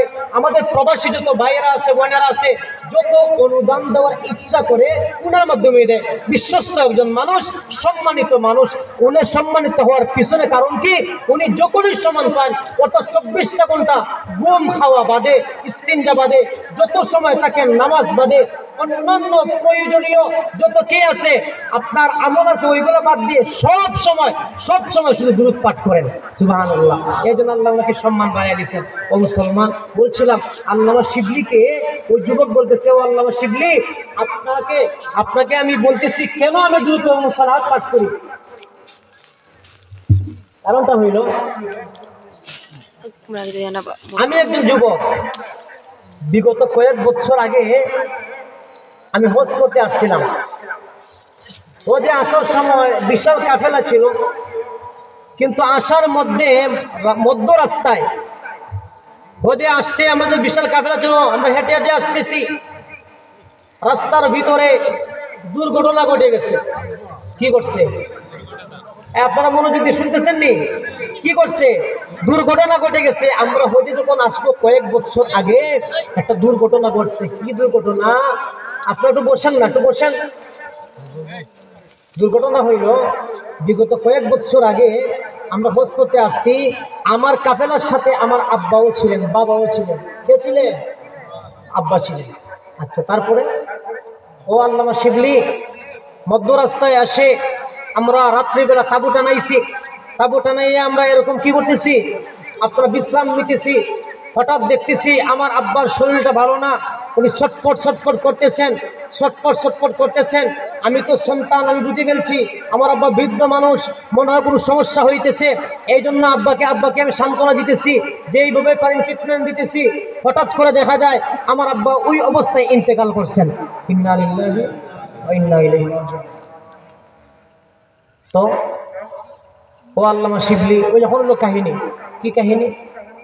ও আল্লামা শিবলি, আমার বাবা যখন ইন্তেকাল করছেন, তখন দেখলাম ইন্তেকালের কিছুক্ষণ পরেই আমার অন্যান্য যত সাথী ছিল সব ঘুমিয়ে পড়ছে, সব ঘুমে, গভীর রাত। ওই সময় আমার বাবা ইন্তেকাল করছেন। ওই সময় দেখি কিছুক্ষণের ভিতরেই আমার আব্বার চেহারা শহরের চেহারার মতো হয়ে গেছে। নাউজুবিল্লাহ। শহর চেনেন না, শুকর চেনেন না, এরকম চেহারা হয়ে গেছে। এখন তো আমার ভীষণ যন্ত্রণা বুকের ভিতরে। হায় হায়, হইলটা কি? আমার বাবার এই অবস্থা হইল কেন? হায় হায়, আমরা হজ করতে আসছি, উনি কি কোনো অন্যায় করে ফেলছেন নাকি? এই জন্য আল্লাহ রাব্বুল আলামিন ওনার চেহারাকে বিকৃত করে দিচ্ছেন। দেখেন না, মাঝে মধ্যে মানুষের চেহারা বিকৃত হয়ে যায়। হায় হায়, মনে হয় আমার আব্বা কোনো মারাত্মক ধরনের কোনো কি করছেন, অপরাধ করছেন, এই জন্য আমার আব্বার এই অবস্থা। উনি কি করতেছেন, এরকম হায় উতাস করতেছেন। আবার কি করবেন? আবার যদি ওনার সাথে সঙ্গীকে ডাকেন যে আমার আব্বা ইন্তেকাল করছেন, তারা তো উঠবে, ঠিক আছে, কিন্তু উঠার পরে তো যখন দেখবে বাবার চেহারা শহরের মতো হয়ে গেছে, তখন তো বলবে হায় হায়, নাফাক মানুষকে সাথে নিয়ে আসছে। বলবে না? আরে আপনাদের কোনো কিছু করি না, যদি আমাদের সামনে না কোনো ব্যক্তি যদি এরকম আমাদের সামনে মারা যায় আর তার চেহারা যদি বিকৃত হয়ে যায়, শহর লাগবে না, এমনিতে চেহারা বিকৃত হয়ে গেছে, আপনার আমার ভিতরে এমনিতে ধারণা চলে আসবে মারাত্মক ধরনের খুব ইচ্ছা ছিল। কথা হইল না, মারাত্মক ধরনের অপরাধী ছিল, এই জন্য তার চেহারা এরকম খারাপ হয়ে গেছে। ওই ভয়ে আমি আমার সাথীদেরকে ডাকতেছি না, বাবা মারা গেছে। আমি কি করছি, ওনাকে এইরকম শুয়াইয়া উপরে চাদর দিয়ে মুখ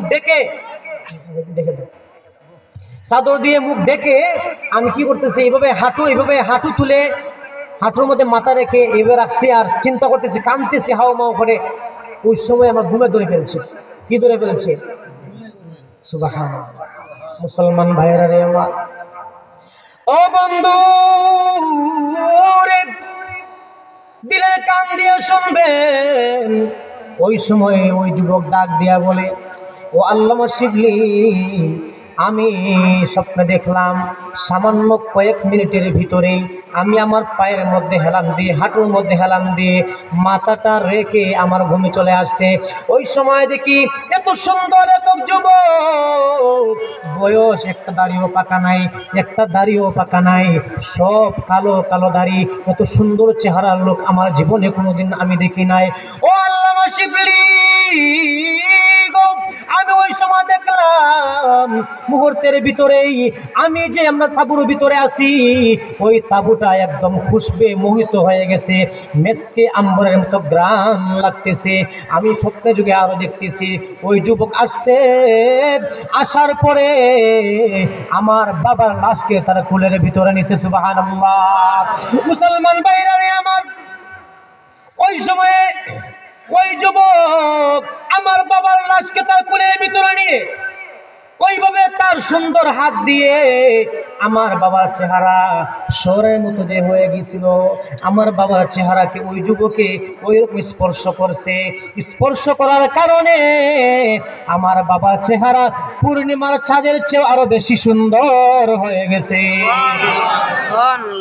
মুসলমান ভাইরা আমার, ওই সময় যুবক বলে, ও আল্লামা শিবলি, আমি যখন দেখলাম স্বপ্নের ভিতরে আমার বাবার চেহারার মধ্যে ওইরকম হাত বুলানোর কারণে বাবার চেহারাটা পূর্ণিমার চাঁদের চেয়ে সুন্দর হয়ে গেছে। উনি ওই ব্যক্তি আমার বাবাকে ওইরকম চেহারা সুন্দর করে উনি চলে যাবেন। ওই সময় আমি দৌড়ে গিয়ে, স্বপ্নের কথা বলতেছেন, ওই সময় আমি দৌড়ে গিয়ে ওই যুবকের পিছনে জড়াইয়া ধরে বলতেছি, ও যুবক, একটা বিষয় জানা ছিল। কি জানবা? ও যুবক, আমি এত অপরাধী, এত বড় আমি ভীষণ ছিলাম, চিন্তার ভিতরে ছিলাম, এমন একটা পরিস্থিতির ভিতরে আপনি আমাকে এত একটা হেল্প করছেন, একটা বিপদ থেকে বাঁচাইছেন। আপনার পরিচয়টা একটু আমাকে খুলিয়া বলেন। সুবহানাল্লাহ। আপনার পরিচয়টা একটু আমাকে শুনাইয়া দিন। ওই যুবক ডাক দিয়া বলে, ও মৃত ব্যক্তির ছেলে, তুমি কি আমাকে চিনো না? বলে, না, আপনাকে চিনবো কি করে? জীবনে কোনোদিন আপনাকে দেখি নাই, এত সুন্দর মানুষ আমার জীবনে কোনোদিন দেখি নাই। ওই সময় যুবক ডাক দিয়া বলে, ও মৃত ব্যক্তির ছেলে, শোনো, তোমার বাবা প্রতিদিন ঘুমানোর আগে, কি বলছি, তোমার বাবা প্রতিদিন রাত্রে ঘুমানোর আগে হাতে তসবিহ নিয়ে 300 বার দুরূদ পাঠ করতো। সুবহানাল্লাহ। 300 বার তোমার বাবা ঘুমানোর আগে রাত্রিবেলা তসবিহ হাতে নিয়ে কি করতো? দুরূদ পাঠ করতো। আর একজন ফেরেশতা ওই দুরূদকে প্যাকেট করে সুন্দর করে এরকম প্যাকেটিং করে পার্সেল করে তোমাদের যে নবী একজন আছেন না, মুহাম্মদুর রাসূলুল্লাহ সাল্লাল্লাহু আলাইহি ওয়াসাল্লামের রওজার মধ্যে নিয়ে পৌঁছাইয়া দেয়। ও যুবক, আজকের রাত্রিতে কারণটা কি জানোনি?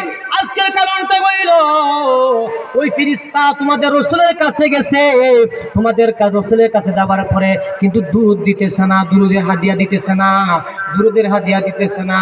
জানেননি মুসলমান, আমার রাসূল বলছেন, আমি যখন কি করে দুরূদ পাঠ করি সাল্লাল্লাহু আলাইহি ওয়াসাল্লাম, এখন যে বলছি ওই আমাদের দুরূদখানা একটা প্যাকেটিং করে সুন্দর করে পার্সেল করে একদল ফেরেশতা আল্লাহ রেখে দিয়েছেন, তারা কি করেন, ওই ফেরেশতারা দুরূদকে প্যাকেটিং করে, খুশবু লাগিয়ে, মেসকে আম্বরের গ্রান লাগিয়ে আমার নবী সাইয়্যিদুল মুরসালিন রাহমাতাল লিল আলামিন কলিজার টুকরা নবীর ধরে ওর জাতরের মধ্যে গিয়া বলে, ইয়া রাসূলুল্লাহ, ইয়া হাবিবাল্লাহ, অমুকের ছেলে অমুক আমার আব্বার নাম ধরে, আমার বাবার নাম ধরে এবং বলে, অমুকের ছেলে অমুক আব্দুর রহিমের ছেলে আব্দুল হামিদে আপনার উপরে একবার দুরূদ পাঠ করছে। ইয়া রাসূলুল্লাহ, ইয়া হাবিবাল্লাহ, এই নেন আপনি হাদিয়া। যখন আপনি যদি দুরূদ পাঠ করেন, আপনার নাম এবং আপনার বাবার নাম সহ রাসূলের কাছে এরকম কি যায়, খবর যায়। আমার রাসূল বলেন, যারা বেশি বেশি আমার প্রতি দুরূদ পাঠ করে ফেরেশতারা আমার কাছে পৌঁছাইয়া দেয় তাদের নাম ঠিকানা সহ। কিয়ামতের দিনও আমি তাদেরকে সবচেয়ে বেশি আগে চিনে ফেলব।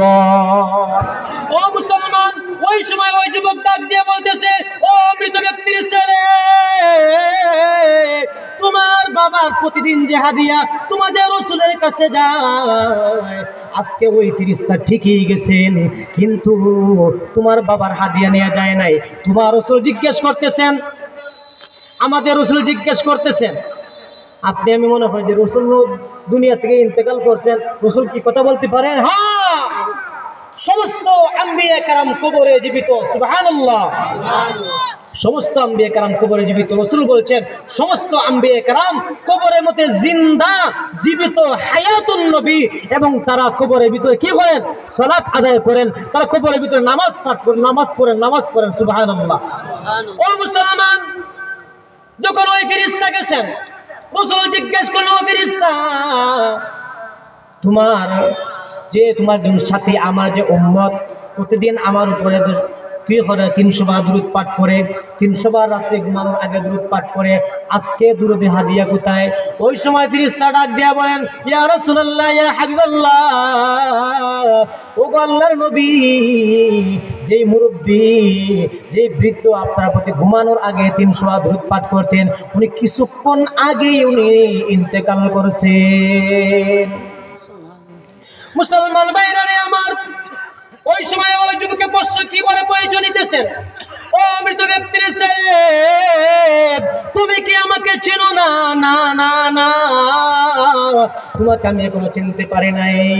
ওই সময় যুবকে বলে, ও মৃত ব্যক্তির ছেলে, আমি অন্য কেউ নই রে, অন্য কেউ নেই, আমি হইলাম তোমার নবী মুহাম্মাদুর রাসূলুল্লাহ। ও মুসলমান, ওই সময় যুবকে বলে, হায় রে হায় রে হায়, আমার নবী আমার কাছ থেকে চলে যায়, আমি এখনো চিনতে পারলাম না। আমার বাবাকে এত মহব্বত করতেন আমার রাসূল, দুনিয়ার থেকে চলে যাবার পরেও। ও মুসলমান, যারা বেশি বেশি দুরূদ পাঠ করে রাসূল তাদেরকে এখনো চিনতেছেন। আর রাসূল বলেন, কাল কিয়ামতের ময়দানে যারা আমার প্রতি বেশি বেশি দুনিয়াতে থাকতে দুরূদ পাঠ করে, কিয়ামতের দিন তারা একদম কাছে থাকবে আমার। সুবহানাল্লাহ, সুবহানাল্লাহ। রাসূল বলেন, ওই সমস্ত ব্যক্তিরা আমার একদম কাছে থাকবে, আমি তাদেরকে দেখে চিনি ফেলবো। হায় রে হায়, দুনিয়াতে থাকতে ওই না আমার প্রতি দুরূদ পাঠ করছে, অমুক ফেরেশতা আমার কাছে খবর পৌঁছাইয়া দিয়েছিল, উনি তো আমার উম্মত। সুতরাং রাসূলে আপনারা আমার জন্য সুপারিশ করে জান্নাতের ভিতরে পৌঁছাইয়া দিবেন। মুসলমান ভাইরা আমার, শুধু তাই না, ওই যুবক বলে, ইয়া রাসূলুল্লাহ, ইয়া হাবিবাল্লাহ, বেয়াদবি মাফ করবেন, আমি আপনাকে চিনতে পারি না, আমি গুনাহগার উম্মত, আপনার প্রতি দুরূদ পাঠ করতে কার পণ্য বোধ করি, আপনার প্রতি দুরূদ পাঠ করতে আমি পুরো অনীহা, আমি কি করতে পারি না অলসতার কারণে, গুনাহগার তো কোনো কিছু বুঝি না, আপনি আমাকে মাফ করিয়া দেন। রাসূল বলে দিয়েছেন, ও যুবক, যারা বেশি বেশি আমার প্রতি দুরূদ পাঠ করে তারা আমাকেই ভালোবাসে। শুধু তাই না, যারা রাসূলের প্রতি বেশি বেশি দুরূদ পাঠ করে, যারা রাসূলের প্রতি বেশি বেশি দুরূদ পাঠ করে, ইনশাআল্লাহ একদিন না একদিন তার রাসূলকে স্বপ্নে দেখে ফেলবে। রাসূল বলছেন, কেউ যদি স্বপ্নে যুগে আমাকে একবার ঈমানের হালতে দেখে, কি বলছেন, কেউ যদি ঈমানের হালতে আমাকে একবার দেখে গেলে স্বপ্ন যুগে, বাস্তবে দেখা সম্ভব না, সম্ভব আছে, এটা অন্যরকম বলবো, কেউ যদি আমাকে স্বপ্ন যুগে দেখে ফেলে ঈমানের হালতে, রাসূল বলছেন সে আমাকেই দেখলো। সুবহানাল্লাহ বলবেন না? কেন? শয়তানে আমার সুরত ধরতে পারে না, শয়তানে অন্য মানুষের সুরত ধরতে পারে, আম্বিয়া কেরামের সুরত ধরতে পারে না। এই জন্য রাসূল বলছেন যে কেউ যদি আমাকে স্বপ্নের যুগে দেখে ইমানে হতে দেখে তার জন্য জান্নাত ওয়াজিব। সুবহানাল্লাহ। একটা ছোট্ট করে বলি, বাবা পড়ছেন প্রতিদিন ঘুমানোর আগে 300 বার দুরূদ শরীফ। কয়শো বার? মৃত্যুবরণ করার পরে চেহারা হয়ে গেছে কিসের মতো? শহরের মতো। কিসের মতো? স্বপ্ন যুগে রাসূল আসছেন, আসার পরে বাবার চেহারা মতো এইভাবে হাত বুলাইছেন, বুলানোর পরে চেহারা হয়ে গেছে কিরকম? পূর্ণিমার চাঁদের চেয়েও সুন্দর। সুবহানাল্লাহ। দেখছেন কে? কে দেখছেন? সুবহানাল্লাহ। বাবা করছেন আমল, সম্মান পাইছেন বাবা, এবং চেহারা হয়ে গেছে পূর্ণিমার চাঁদের মতো। আল্লাহ ইজ্জত এবং সম্মান দেওয়ার জন্য, আল্লাহ বুঝানোর জন্য এরকম করছেন। ও দুনিয়ার ইমানদার মায়ের বান্দারা বান্দিরা, তোমরা যদি আমার রাসূলের প্রতি দুরূদ এবং সালাম পাঠ করো, মৃত্যুর সময় তোমার চেহারা এরকম হবে। শুধু তাই না, তুমি যদি বেশি বেশি পড়ো, তোমার সন্তানরাও প্রতিদান পাবে। সন্তানেও তোমার বাবাকে, সন্তানেও তোমার রাসূলকে একবার দেখে ফেলছে। সন্তানে তুমি আমল করার কারণে সন্তানে কি করছে? রাসূলকে দেখছে। আর রাসূল বলছেন কেউ যদি ঈমানের হালতে একবার আমাকে দেখে ফেলে তার জন্য জান্নাত ওয়াজিব। সন্তানও কোনদিন কি যাবে না? জাহান্নামে যাবে না। ইয়া রাসূলুল্লাহ, ইয়া হাবিবাল্লাহ।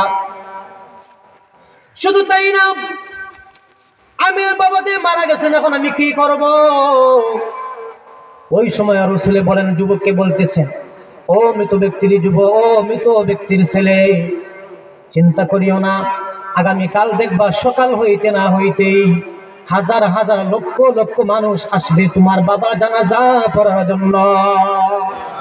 মুসলমান ভাইরা আমার, ওই ব্যক্তি যুবক ডাক দিয়ে বলে, ও আল্লামা শিবলি গো, সত্যি সত্যি যখন আমার ঘুমটা ভেঙে গেল, সামান্য সময় ঘুমানোর পরে হাঁটুর উপরে এরকম হাত মাথা রেখে যখন ঘুমাইয়ে পড়লাম, ঘুমানোর পরে স্বপ্নে এরকম অবস্থা দেখছি।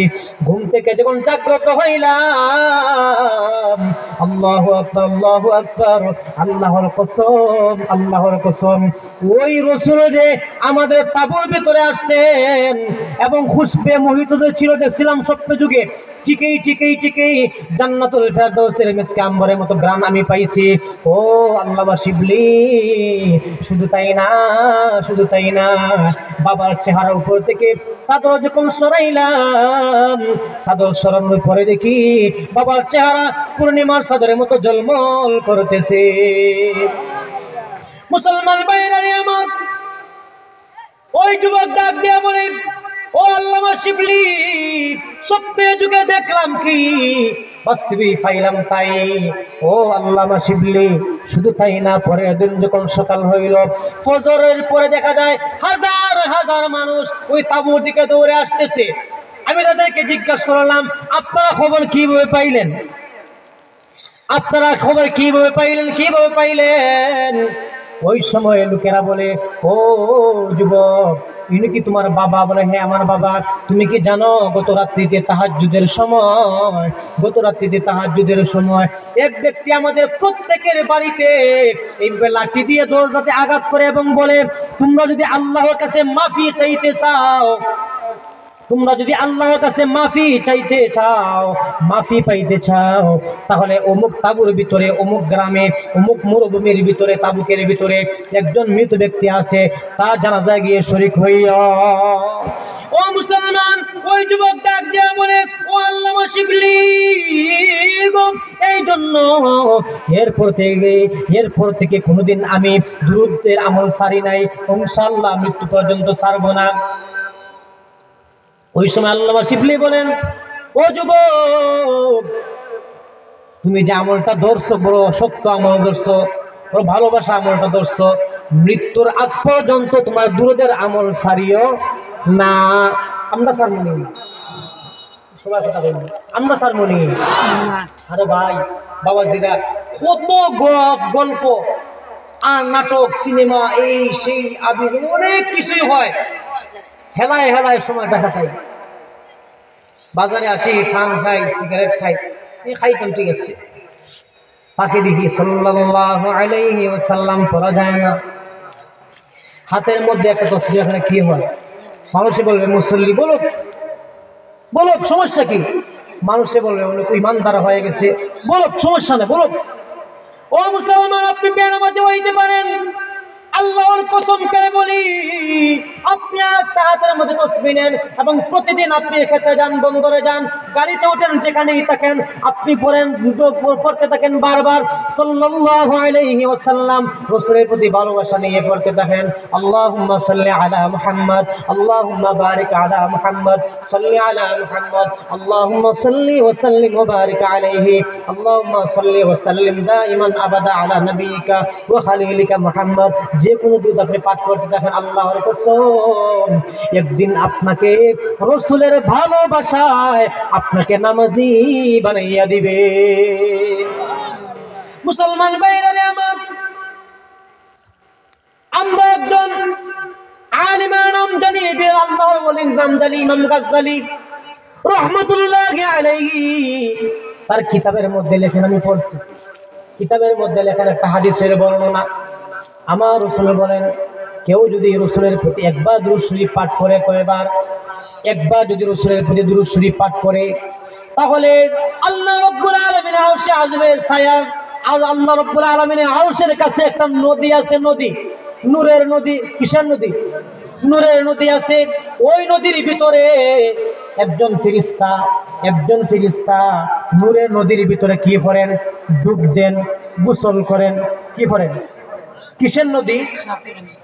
বুঝছেন? কিসের নদী? নূরের নদী।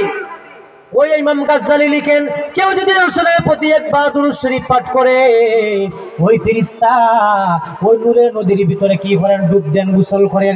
গোসল করার পরে উনি যখন পারে উঠেন, পুকুরের পার আছে না, উনি যখন শুকনায় উঠেন, উঠার পরে এইভাবে একটা জাকি দেন, জাকি দেওয়ার পরে তার শরীর থেকে নূরের যে পানি আছে,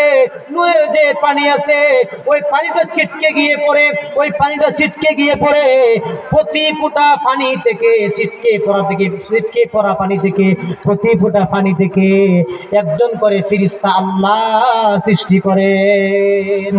মুসলমান ভাইরা আমার, ওই ফেরেশতাদের কাজ কি? ওই যে নূরের পানি থেকে একদল কি হইল ফেরেশতা জন্ম নিল, সৃষ্টি হইল।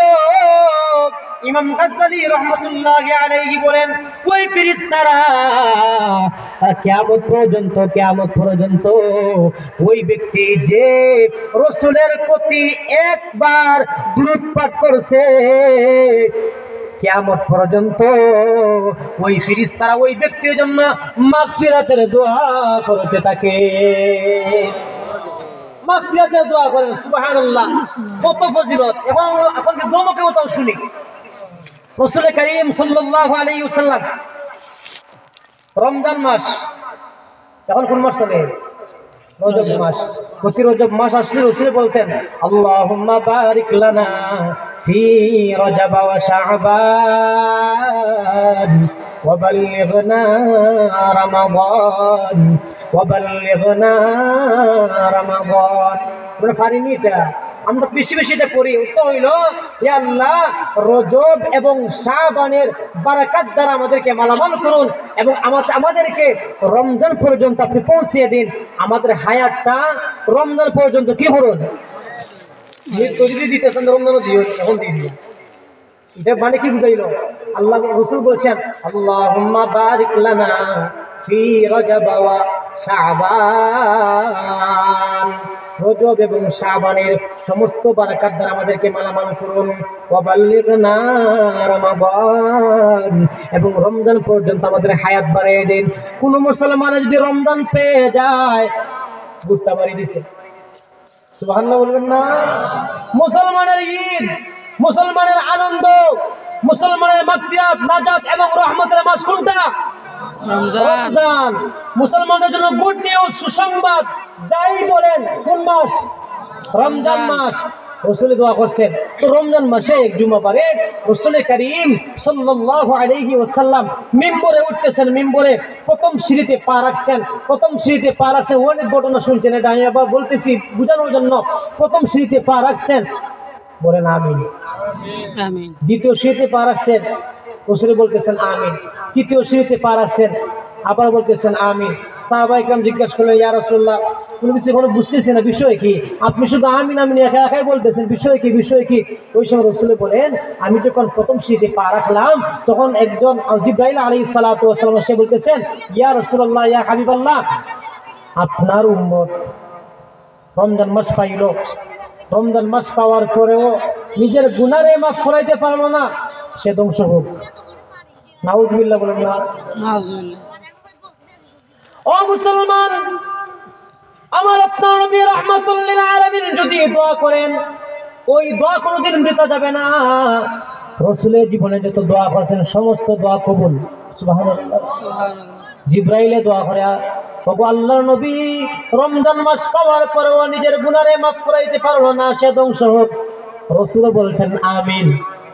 আফসোস আমরা বুঝলাম না, আফসোস আমরা বুঝলাম না। মা হইয়া কেমনে গো তুমি সন্তানকে দিনের বেলা খাবার খাওয়া রমজানে? এটা কি তোমার সন্তানের প্রতি মহব্বত হইল? আফসোস, আপনার আমার সন্তানটা যদি এই মুহূর্তে আগুনে জ্বলে, কে সহ্য করবে? সবাই চেষ্টা করবে বাঁচানোর জন্য। ওই যে রমজানে বাবা হইয়া মা হইয়া আপনার সন্তানকে দিনের বেলা ডিম বাজি করে বিভিন্ন রকমের আইটেম দিয়ে, গরুর গোশত দিয়ে খাওয়াইলেন পেট ভরে। কি খাওয়াইছেন? জাহান্নামের আগুন খাওয়াইছেন। আরে মা, আপনি জানেন না আপনি ওই সন্তানের কি না, আপনার ওই সন্তানের বন্ধু না, সন্তানের মহব্বত আপনি চিনেন না, আপনি ওজন সন্তানের কিন্তু শত্রু। সন্তানের কি শত্রু? শত্রু আপনি। আপনি তাকে বলবেন কি রোজা রাখ বেটা, রোজা রাখ। এটা হচ্ছে সুমা এবং মর্যাদা সম্মানিত মায়ের কি এটা কৌশল, এবং এটা তার টিপস। কিন্তু আমাদের দুঃখের বিষয়, রাগ কইরেন না, বাস্তব কথা বলছি, গুসা কইরেন না, বলা লাগবে তো। রাসূল বলছেন, জিবরাইল বলতেছে রমজান মাস পাইলো, পাওয়ার পরে কি হলো না, নিজের গুনাহকে মাফ করাইতে পারলো না, সে ধ্বংস। রাসূল বলছেন আমিন। ইয়া রাসূলুল্লাহ, আপনাকে যে আপনার নামটা শুনলো, যে আপনার নাম শুনলো, রাসূলের নাম কি বলেন তো? মুহাম্মাদুর রাসূলুল্লাহ। এরপরে সাল্লাল্লাহু আলাইহি ওয়াসাল্লাম। ইয়া রাসূলুল্লাহ, ইয়া হাবিবাল্লাহ, যে ব্যক্তি আপনার নামটা একবার শুনলো, শোনার পরেও আপনার প্রতি দুরূদ পাঠ করলো না, সে ধ্বংস হোক। রাসূল বলছেন আমিন। অদুস্থ, আপনার আমার সামনে যেভাবেই হোক, রাসূলের যখন নাম আমাদের সামনে আসবে, আমরা দুরূদ একবার পাঠ করব ইনশাআল্লাহ। ওই সময়ে জিবরাইল আলাইহিস সালাতু ওয়াস সালাম বলেন, ইয়া রাসূলুল্লাহ, ইয়া হাবিবাল্লাহ, মা বাবাকে পাইলো, নিজের মা বাবাকে পাইলো বৃদ্ধ অবস্থায়, ওর পরেও সে জান্নাতে যাইতে পারলো না, মা বাবার খেদমত করে জান্নাতে যাইতে পারলো না, সেও ধ্বংস। রাসূলে বলছেন আমিন। রাসূলে বলছেন আমিন। নাউযুবিল্লাহি মিন যালিক। মুসলমান, আপনি আমি যদি বাঁচতে চাই, এক নম্বর রমজানের যে কি আছে, গুনাহটা আছে, বিশেষ করে রমজানের রোজা ভাঙার গুনাহটা আমরা করব না। রমজানে রোজা ছাড়বো না। প্রাপ্তবয়স্ক হওয়ার পর থেকে ছেলে মেয়ে, মহিলা পুরুষ, বালেগা হওয়ার পর থেকে মৃত্যুর আগ পর্যন্ত বিবেকবান পুরুষ, পাগল নয় সুস্থ মানুষ, অসুস্থ নয় সুস্থ মানুষ, তাদের উপর রোজা রাখা রোজা রাখা ফরজ। তো আমার মা বোনদের মাঝে মাঝে সমস্যা হয় প্রতি মাসে, ওই সময় রোজা রাখা হারাম। পরবর্তীতে কাজা করবেন, পরবর্তী কি রাখবেন? কাজা করবেন, তাদের জন্য সার আছে, কিন্তু ফরজ। তো বলছিলাম, প্রথম নম্বরের গুনাহ, রমজান মাসে গুনাহ আমরা করব না। আরেকটা আমলের কথা বলি।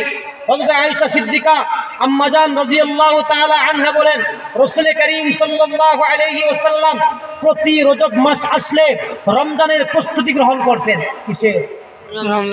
রমজানের। আপনারা কোন মনে আমার কথা বুঝেন না? বুঝেন।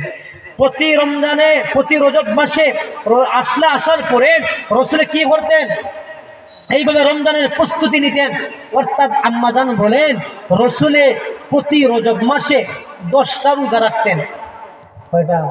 10টা। সুবহানাল্লাহ। কয়টা? সুবহানাল্লাহ। আম্মা জান হযরত সিদ্দিকা আয়েশা রাদিয়াল্লাহু তাআলা আনহা বলেন, রাসূল করিম সাল্লাল্লাহু আলাইহি ওয়াসাল্লাম প্রতি শাবান মাসে রমজানের প্রস্তুতি গ্রহণ করতেন এবং শাবান মাসে 20টা রোজা রাখতেন। কয়টা?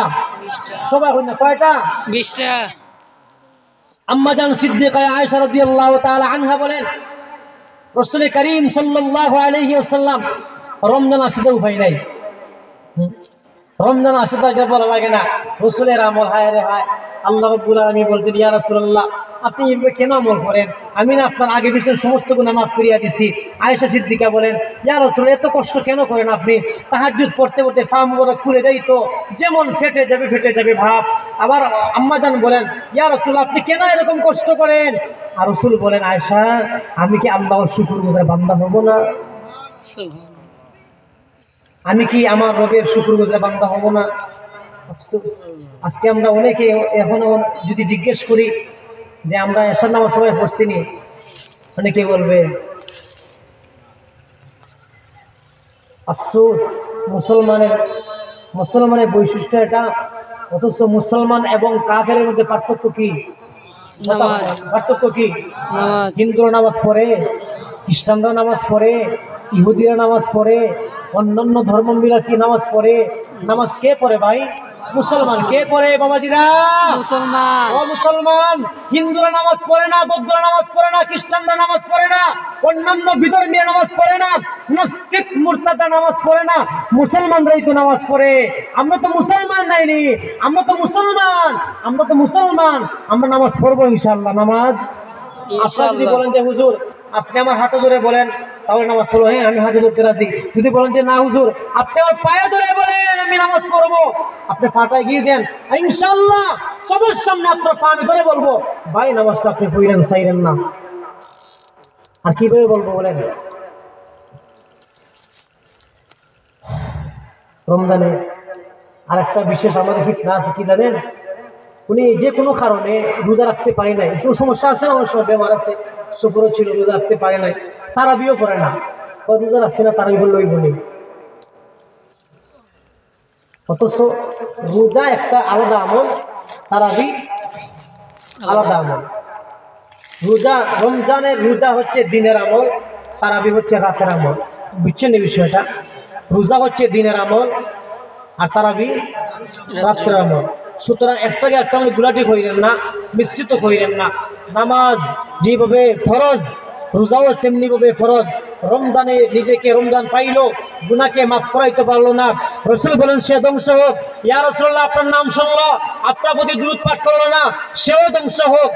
ইয়া রাসূলুল্লাহ মা বাবা পাইলো, খেদমত করার পরে জান্নাত অর্জন করতে পারলো না, সেও ধ্বংস হোক। রাসূল তিন দোয়া বলছেন আমিন আমিন, নাউযুবিল্লাহি মিন যালিক। আল্লাহ রাব্বুল আলামিন আমাদেরকে ওই সমস্ত গুনাহ থেকে হেফাজত করুন। এরপরে বলছিলাম, রাসূল বলেন তার সামনে, কোন মুসলমানের সামনে আমার নাম উচ্চারণ করা হইল, দুরূদ পড়ল না, সে হচ্ছে সবচেয়ে বড় বখিল, কৃপণ, কিফটা। বুঝছেন নি? ওরে বাপ রে বাপ, হুজুরে জুমাবারে কি করেন? খুতবা দেন, ওয়াজ করেন, উনি সবসময় সাল্লাল্লাহু আলাইহি সাল্লাম বলেন, সবসময় সাল্লাল্লাহু আলাইহি সাল্লাম বলেন। আর আমি এমন গিভিটিওয়ালা মানুষ, অহংকারওয়ালা মানুষ, আমিও নেতা, আমি নেতা, আমি লিডার, আমি টিচার, আমি স্যার, আমি এমপি, আমি মন্ত্রী, আমি মিনিস্টার, আমি মেম্বার, চেয়ারম্যান, আমি মুফতি, মুহাদ্দিস, আমি একজন মাওলানা, আমি একজন হাফিজ, আমি কেন দুরূদ পড়ব? আমি কেন দুরূদ পড়ব? এটা কি মুসলমানের সুরত? রাসূল বলেন আমার নাম শোনার পর যে কি করলো না, আমার প্রতি দুরূদ পাঠ করলো না, সে কি করবে?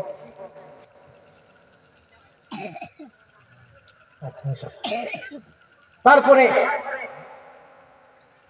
এরপরে আরো যত ভয়ঙ্কর আছে, মৃত্যুর সময় কষ্ট হবে দুরূদ না পড়লে,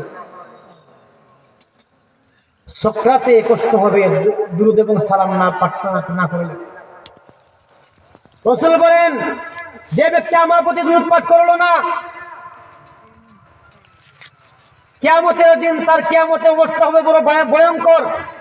রাসূল তাকে চিনবেন না, ভীষণ অন্ধকারে সে থাকবে, রাসূল তাকে চিনবেন না, আযাবের মধ্যে থাকবে। এই জন্য আমাদের বেশি বেশি করে কি করা লাগবে? বেশি বেশি করে কি করা লাগবে? দরুদ। দুরূদ পাঠ করা লাগবে। করবেন তো ইনশাআল্লাহ? ইনশাআল্লাহ। করবেন তো ইনশাআল্লাহ? ইনশাআল্লাহ। কষ্ট হবে প্রতিদিন। একটা বলি, আমরা যারা মনে মনে চাই আমার জীবনে অন্তত একবার রসুলকে স্বপ্নে দেখা দরকার, প্রত্যেকের আছে না? প্রত্যেকের এরকম আক্ষেপ আছে না যে আমি ইমানদার, রসুলকে তো সরাসরি দেখতে পারি নাই, রসুলকে তো সরাসরি দেখতে পারি নাই। আমরা অনেক পরে আসছি, প্রায় ১৫০০ বছর পরে আমরা পৃথিবীতে আগমন করছি। ১৫০০ পূর্বে, ১৫০০ বছর আগে রসুল দুনিয়ার থেকে চলে গেছেন, কবরে শায়িত আছেন। উনি জিন্দা হালতে আমাদের খোঁজ খবর। এবং আরেকটা কথা বলি, প্রতি সোমবারে এবং প্রতি বৃহস্পতিবারে আমাদের আমল নামাগুলা রসুলের সামনে নিয়ে পেশ করা হয়, আল্লাহর সামনে নিয়ে পেশ করা হয়।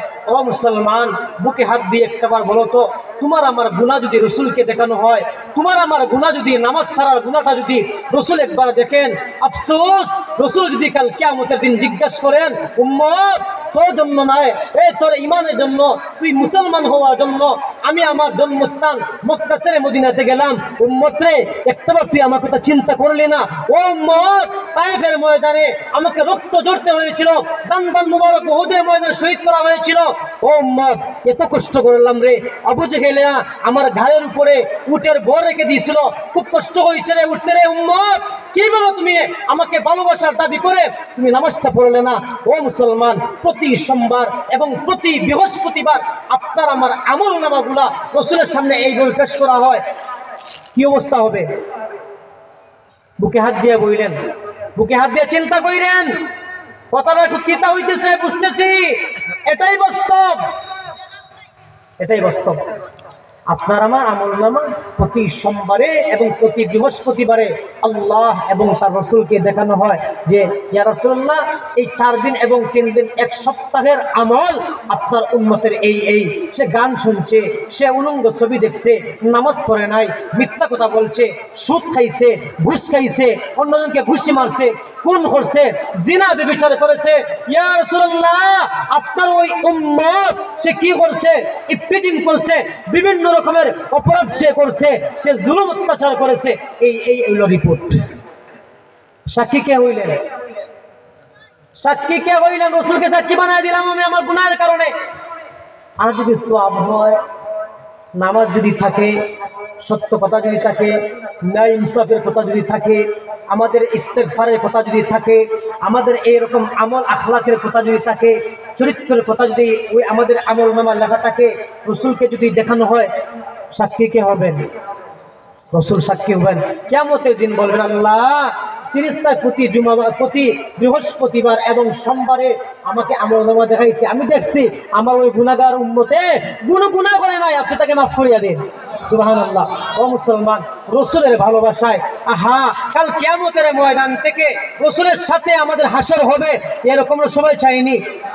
তাহলে আমি আপনাদের কাছে কিছু আবদার রাখবো, রসুলের মহব্বতে, রসুলের ভালোবাসায় 10 জন মানুষ দাঁড়াইয়া বলবেন যে হুজুর আমি 10,000 টাকা দেব আল্লাহর হস্তে, রসুলের বাগানে, রসুলের ভালোবাসায়। রসুল আমার জন্য সারাটা জীবন কষ্ট করে গেছেন, রসুল আমাদের জীবন সারাটা জীবন কেঁদে কেঁদে গেছেন।